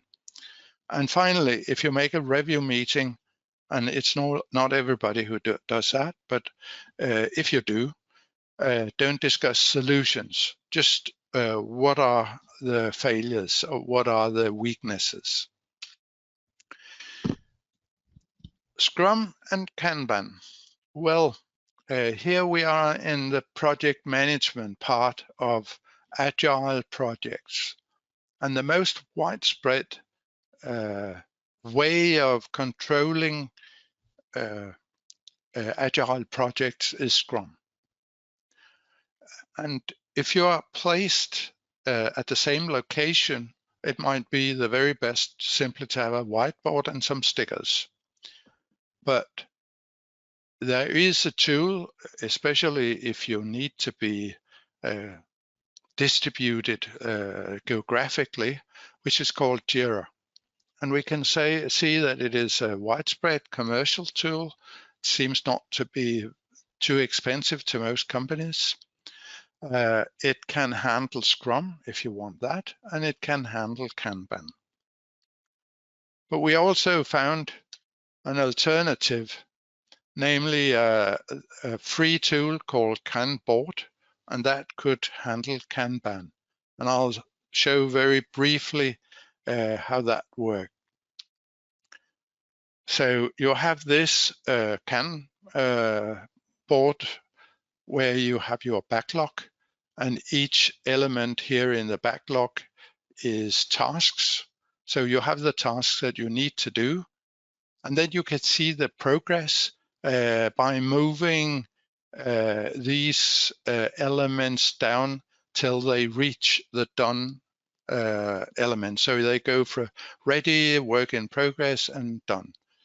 What is characteristic about Kanban is that you set a limit on how much work in progress there can be, or how much there can be ready, and that is to avoid people shifting between tasks.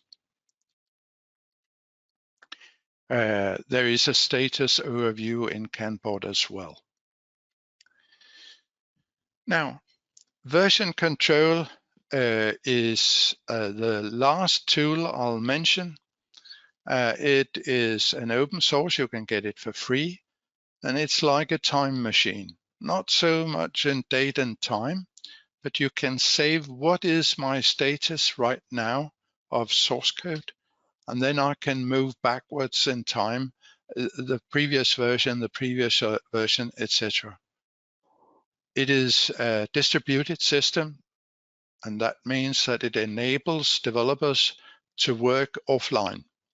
So even though they are not connected to a central repository, they can still work on their development. But to many companies, the distribution is not very important. It is an extremely powerful tool, but I'll warn you, I don't find it easy to learn. So I will urge you to take care that developers who's going to start using Git actually get some time in learning it before using it for real. I tried to animate it here. So the triangle you can see at the left represents a folder. This is where you have made your source code. To the right, you have something called a master. They call it a branch. And that is basically a pointer that points to that folder. And the folder we have here is a read-only folder. You cannot change it. But you can make a new one. And you might get an idea, and you just make a new branch. And maybe you find a defect, and it's hard to find, so you don't do anything right now. You can continue working on it. And now we try to correct the defect, but we are aware that the latest triangle is different from the one in the middle, because those two are not in accordance with one another, one can say. It's different things that have been changed there. And you can continue your development. And now you've got a good idea that you made a new branch for. And then you can say, oh, it was a good idea, so I put it into the master branch. And I can make a new one, and you can see I can follow it. And now we had our defect corrected. And the defect and the normal development are not identical. So now you need to do what we call a merge. So in this way, you can go back and forth between all of these folders. To wind up, there are numerous tools that can help you, but what we have found is that small companies tend not to be able to handle a lot of tools, partly because if they are not open source, they cost money. There is, even though they are open source, it costs to learn to use them. There is some maintenance, etc. All of that prevents you from using a lot of tools. So what happens is that they frequently use tools outside their purpose. I've, for example, seen a customer where they used a bug tracking system for controlling their tasks. And what we say is that normally we don't recommend it, but it seems to work okay by misusing tools. So that's okay. This is the final slide, and that is efforts to achieve reliable software is in vain if tough management doesn't mean it. So you cannot have reliable software if tough management don't mean it. What happens is that developers are pressurized into making quick decisions and making bad decisions because it's going to be fast. If they mean it, it'll overcome many shortcomings of what people actually do when they don't do it quite right.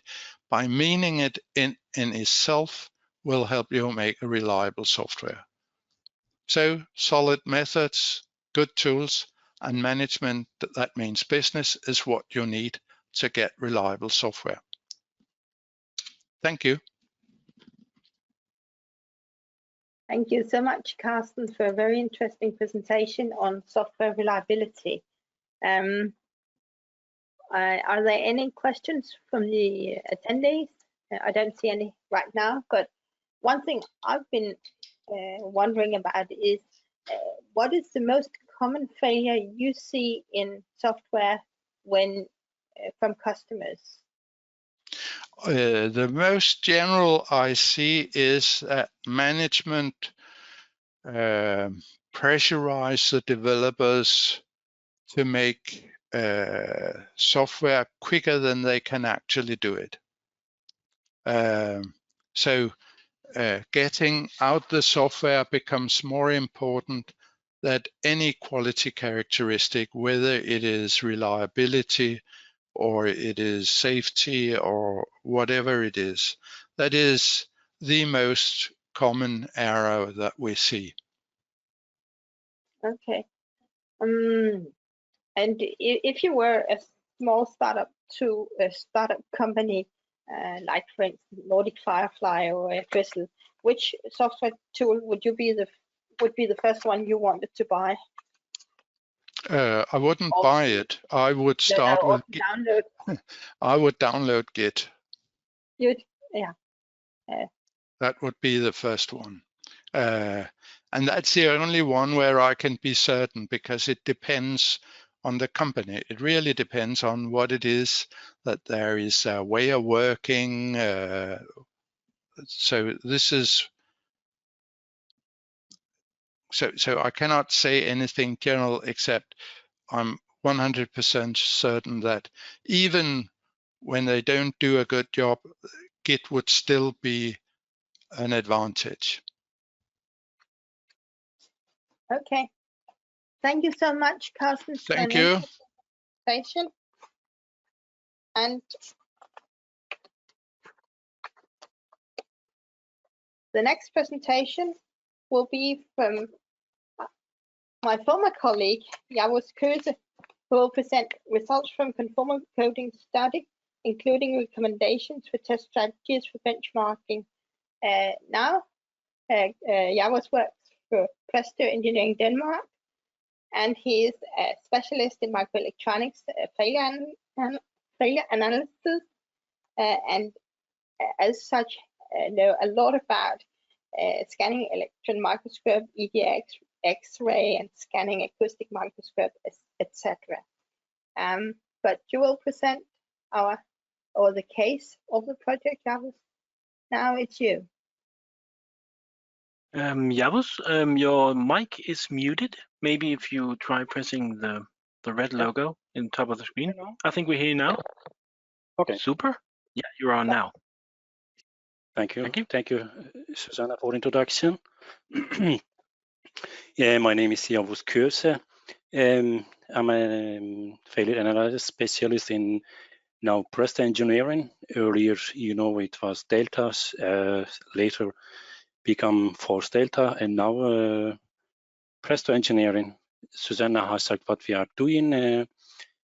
Just for short, if I say it, basically we are basic design house, application specific integrated circuit design and test house, but I am a part of failure analysis team.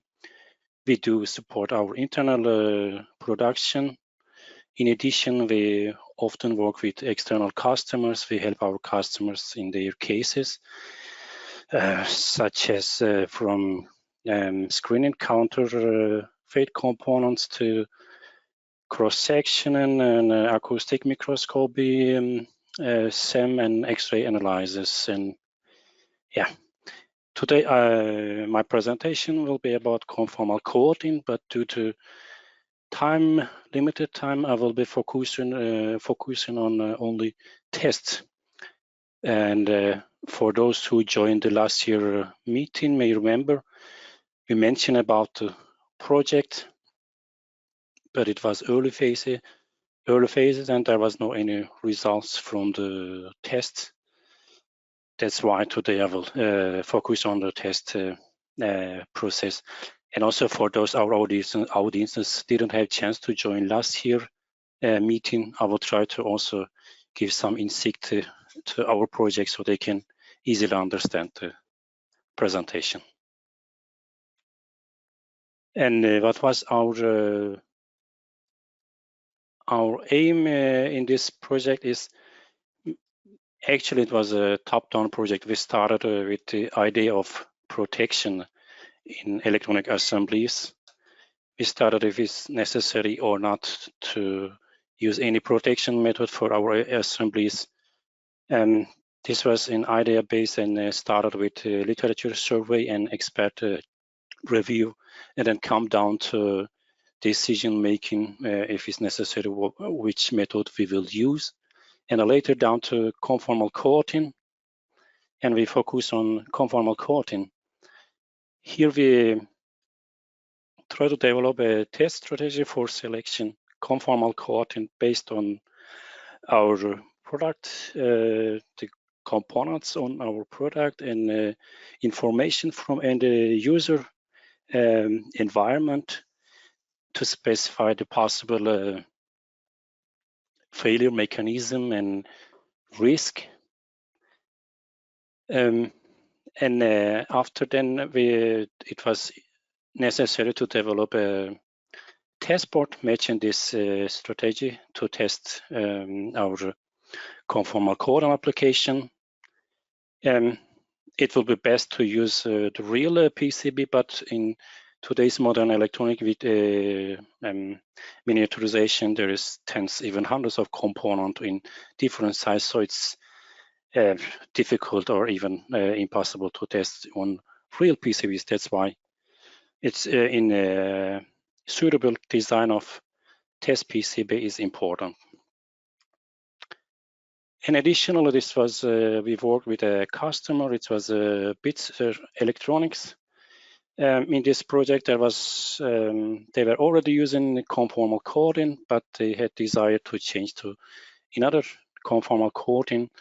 So here, instead of to go all the test sequences for choosing conformal coating, just some quick benchmark testing to compare performances of already used conformal coating to desired conformal coating to see if there is any how it will be related with the performance. There was also an aim to evaluate the cleaning effect on no clean systems if it's necessary, or one can drop it. Test strategy, as we heard today during the presentation, everybody mentioned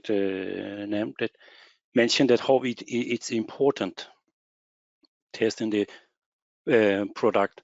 As we know, in today's competitive markets, performance, durability, reliability, and safety is the key factors for engineered product success in the market. And often a potential design can be subject to mismatches with customer needs or technical design fouls, or the design and product will be very good product, but maybe it's too complex that it's difficult or very expensive or even impossible to produce with the existing facilities. So manufacturability also important. Additionally, maintainability of the product. If it's too expensive or too difficult, then our customer may prefer not to buy our products. That's why testing is a primary way to catch these pitfalls in product design development, and it's a vital part of the product development. Actually, it started with early verification of the design until the final product design, and it goes parallel with the product development. And it's iterative, that every time design goes further, one step further, it's tested and the outcome come back to design, and in this way it will continue until the final product design and product come to market. We should mention that at the early stages of the design is more virtual concept is testing, but later comes physical design. And design involves material costs, equipment cost, facilities, staff, and engineering resources. So it's a time-taking and expensive part. Actually, if you look at literature, one can see that somewhere between 25 to 50% of the product development budgets goes to testing. So it's important. We cannot drop it, but we shouldn't make it too much. That will cost much, and it will take longer time for our product come to market. And related with test strategy is not because there is not test enough out there. Actually, just opposite. There is too many tests and test standards. In every test standards, there is substandard, and substandards composed of many tests. It's not possible for everyone to master all those test standards, and it's not necessary. We are not using so often. Also, I should say that in some industries like medical and space, maybe there is very strict standard sequences we should follow, but in consumer electronic on some other areas, there is not this kind of strict test sequences. So we should have some help or knowledge to find the best test solution for us.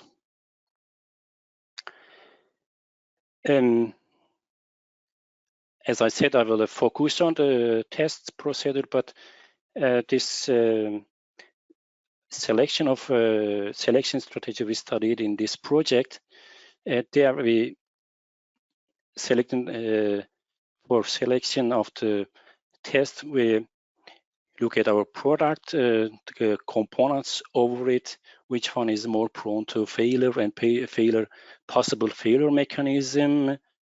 And often there is not one, but many failure stress factor and failure mechanism, and it's necessary to rate them, which one is most important for us and relevant for us to test and use our sources for. And we developed a dynamic test strategy. We saw that even the test strategy specified at the start, and later we saw that some of the tests not given enough results, or some of them gave even not any results. So it's important to be open to new tests on the ways.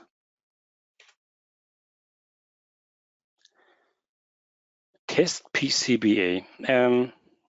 We were a group of experts with different expertise, such as procurement expert, a customer who knows his product and user environments, stress factors, and there was also test design and climatic test expert, material chemist, and failure analysis.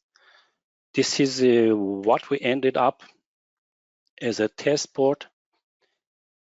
I should mention that our product will be near a marine milieu, marine environment, and in this environment, one of the biggest failure mechanisms for electronic assemblies is corrosion, electrochemical corrosion, and forming of corrosion product between nearline conductive lines and causing the assemblies to fail. This kind of failures, it's the SIR patterns is the optimum choice and use in industry. That's why we use SIR patterns.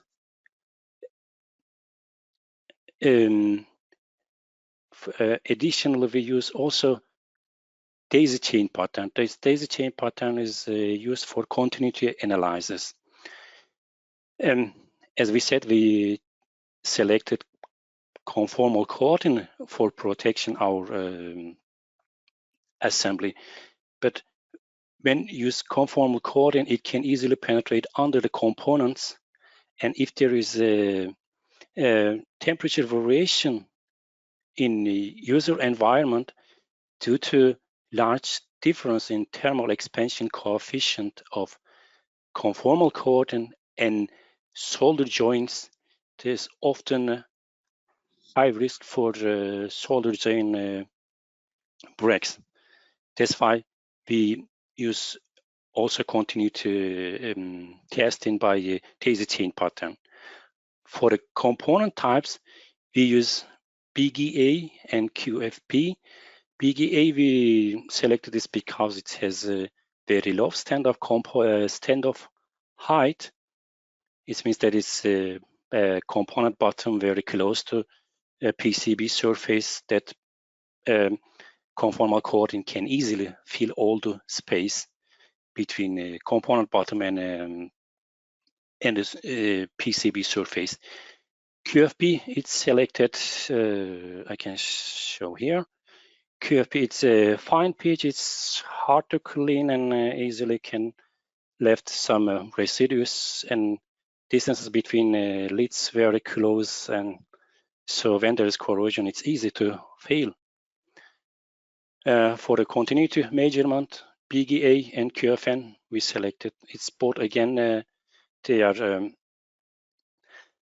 low standard components. Again, conformal coating can easily fill all the space under the component and can cause problem if there is a temperature variation in the field.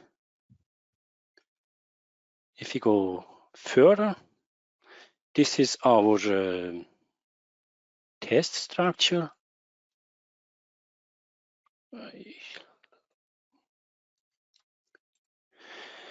Here is like 4 blocks. We started with screening and workmanship evaluation.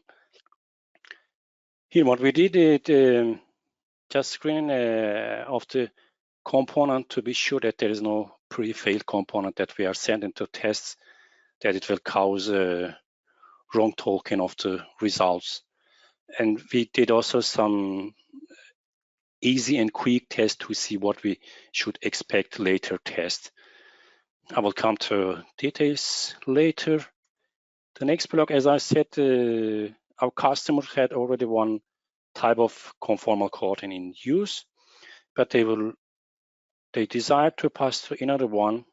Both was silicon based conformal coating. So we did it in benchmark testing to compare their performance against each other.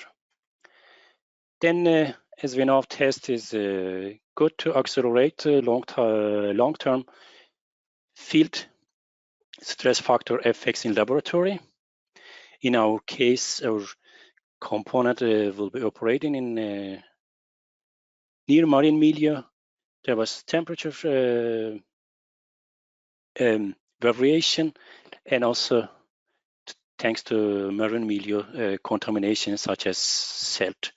That's why we use first temperature cycling to introduce long-time aging effect. Later, after temperature cycling, we exposed silt and then sent to further testing by cyclic humidity for reliability testing. We did some extra tests. As I said, it wasn't not a static but dynamic test. We use electron microscopy, X-ray, and cross-sectional analysis to study the failures. If I give you some short information about this conformal coating studied in this study, I call it A and B type. Both was silicone coatings. The difference is A was solvent-based and B was water-based. Additionally, when we look at the data sheets, the A type, it was with a very high viscosity, around 350 centipoise compared to that of B-type. It was 150 centipoise. Here we prepared some cross-section to look at the coverage, especially age coverage of the two types. Here in A types, it's very thick, around 180. Sorry for the, it's not ohm meter, it should be micrometer. Yeah, for A type, it's 185, but the other one, B type, it was very thin, around varying from 50 to 80. And age coverages, as can be seen, for A type is very thick, but in B type it was very low. If one look at the IPC, it's for silicon, it stands between 50 to 200 micrometer. Those values are not failure criteria, but it's good to stay in this interval, because if you are testing after IPC RGGI, they are taking this as prerequisite at our conformal coordinates thickness is lying in these values. So if it's thick or thin, we can maybe get some wrong results or not so much relevant to IPC test. For test, we started with electrical and visual inspection to be sure that our components is working. There is no pre-fails. Then we checked the contamination level. It's they called flux residue test. It's the residue rate. It's a spin-out company from Danish Technical University. It's a spray just applying to the surface and looking at the color and comparing it to the color matrices and with some values how much contamination exists in your surface. Actually, we saw very, very little in the lowest degree in the user manual of the spray test. Another one, surface tension test, is doing test that is actually the ink marker with the ink. Ink has different surface tension, just drawing a line and looking at when it's forming a flat line without disturbing its form, like forming water bubbles, and then specifying. We found that clean PCB is around 40 and no clean, not clean one is 36. It's okay according if you look at the IPC standards. And we did a conformal coating coverage test. It's a spray test from Zestron, Germany, spraying it, and then this is a reactive liquid. It's vigorously reacting with metals often used in electronics such as copper, tin, nickel, and forming this kind of residues, so one can see how good the conformal coating coverage is. Then we said we had some benchmark testing. One of them is the water submerged test. We use low conductivity water. It's correspond to 100% relative humidity and 10 volt DC. Here the SIR pattern components powered and it's submerged to the water. It's not anymore humidity, but we are talking about bulk water. The aim was to compare benchmark to thick and thin type conformal coating to see which one performs better. What we saw in the tests, actually all the tests failed. Failure was when we submerged to the water, the insulation resistance fell under the IPC specified failure value. It's 100 mega ohm very quickly. But what happened when we take out of the test and try it in 1.5 hours and then test again, then everything was back and values was normal. So the failure was temporary but not permanent. But still there was for the TIG type coating, failure ratio was less than the tin type of coating. We did also a conventional sear test. We use joint standard 004B. It's 40 centigrade degree, 90% relative humidity, and we started actually with 5 volt, but didn't see any failure. That's why we went up to 100 volt per millimeter, but still we didn't see any failure for both type of the tin and TIG type of type coated materials components. When we took out the components and look at under the microscope, we could not see any condensation sign or any formation of dendrite or any that kind of things. This, that's standard sear test didn't give any result. Then we look at it agent and its effect on performance test. As we said, test is good to accelerate the long-term stress factors effect in laboratory scale, and it was relevant for us temperature variation and cell exposure due to marine area.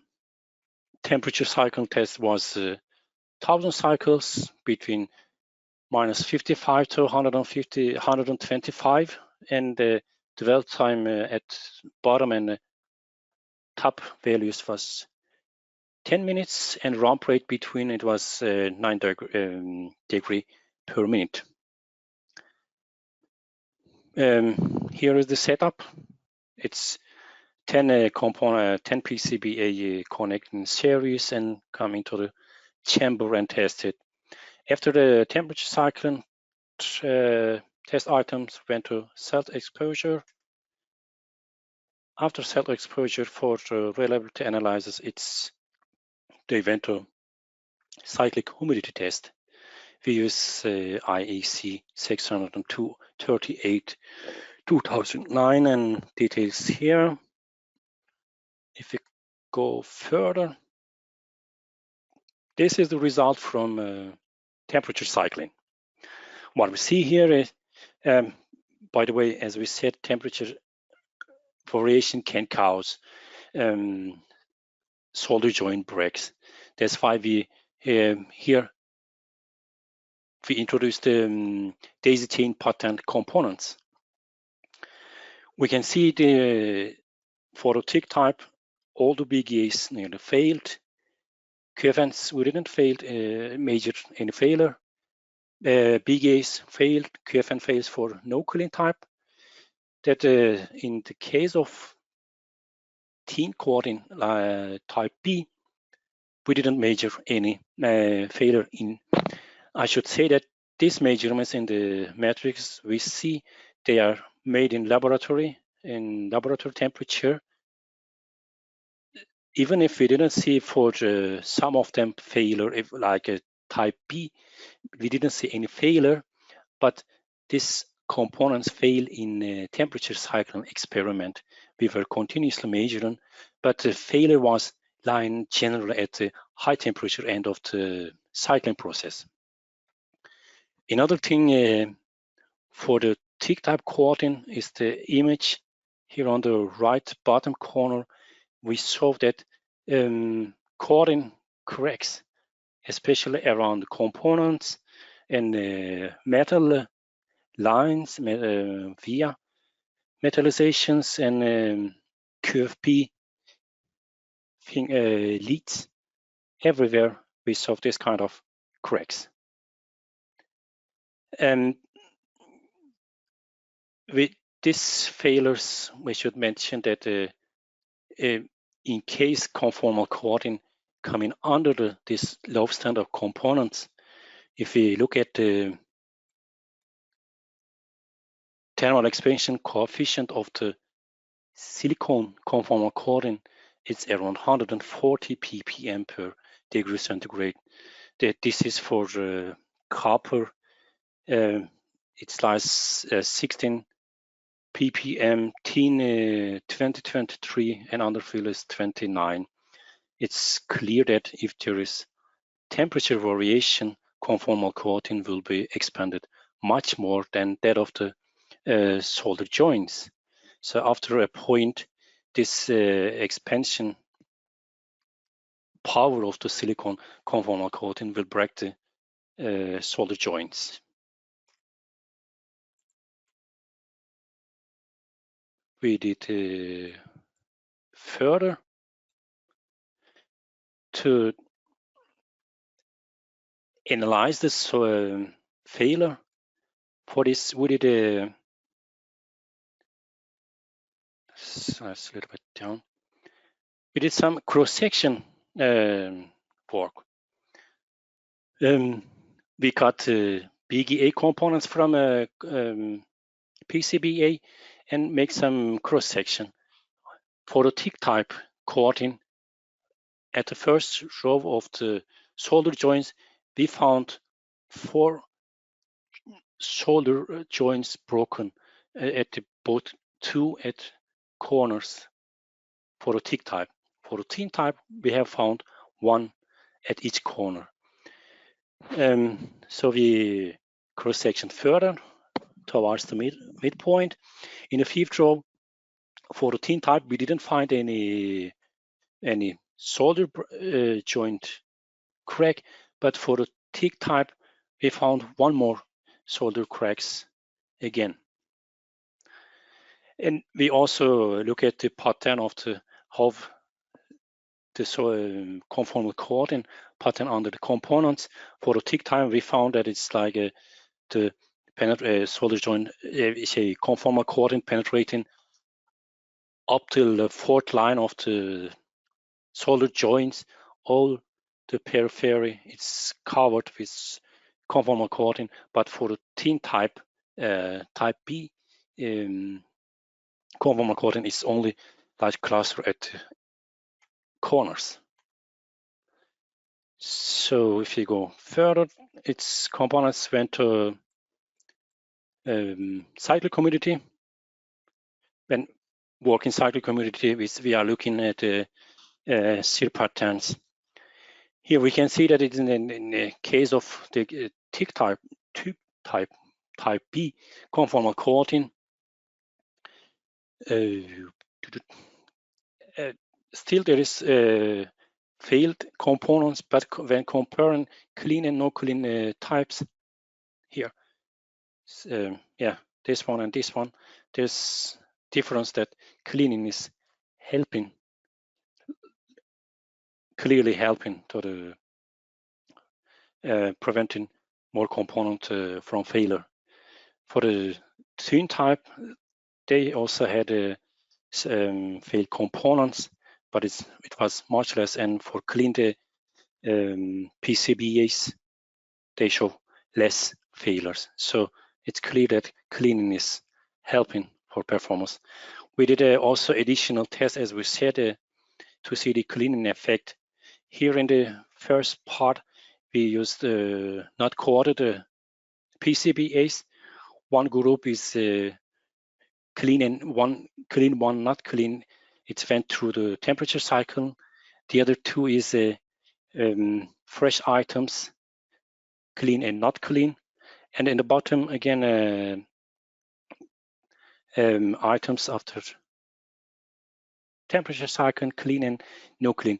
If we look at it carefully, we can see that in each case, it's like clean the PCBA shows a little bit lower resistance than not clean ones. And in the literature, we can see that if cleaning is not adequate enough, it can work. In fact, it's negatively. It can decrease the thickness of the resin layer. It works as encapsulation for the flux residues.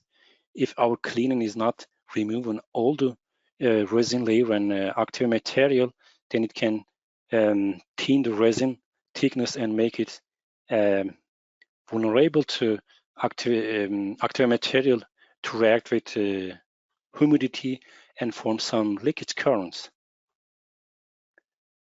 If I make a summary, we started with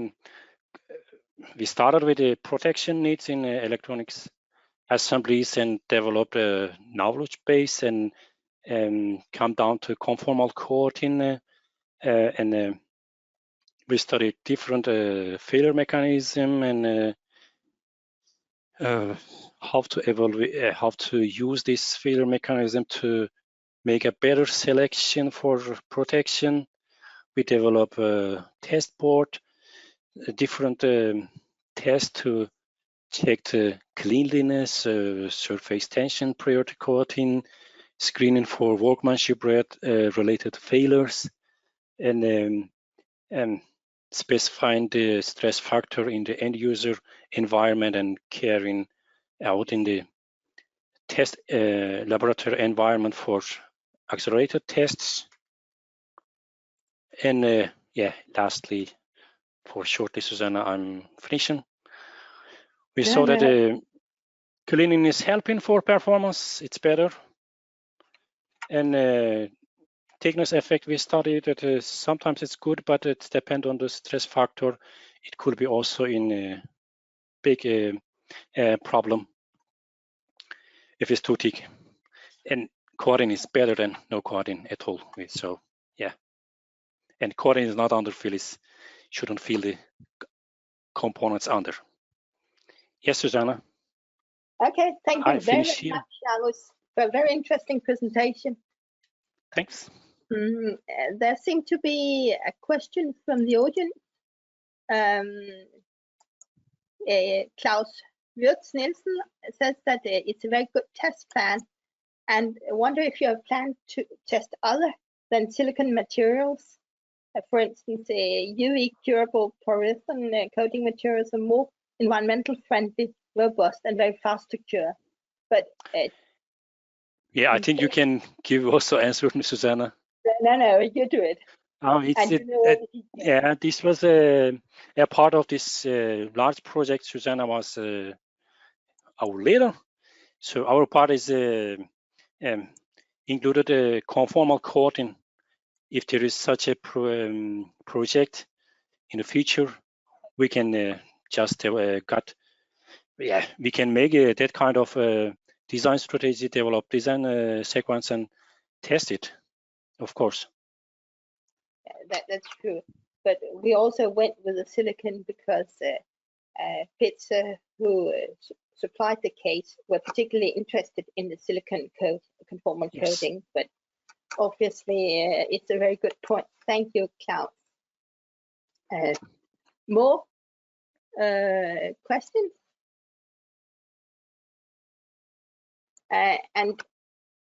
Of course, I've been a bit unfair on Jarus because he had so much more to talk about, and that would have been interesting to you as well, but it had to fit into 30 minutes, so it's my fault you didn't get the complete story, which some of you probably would have loved to.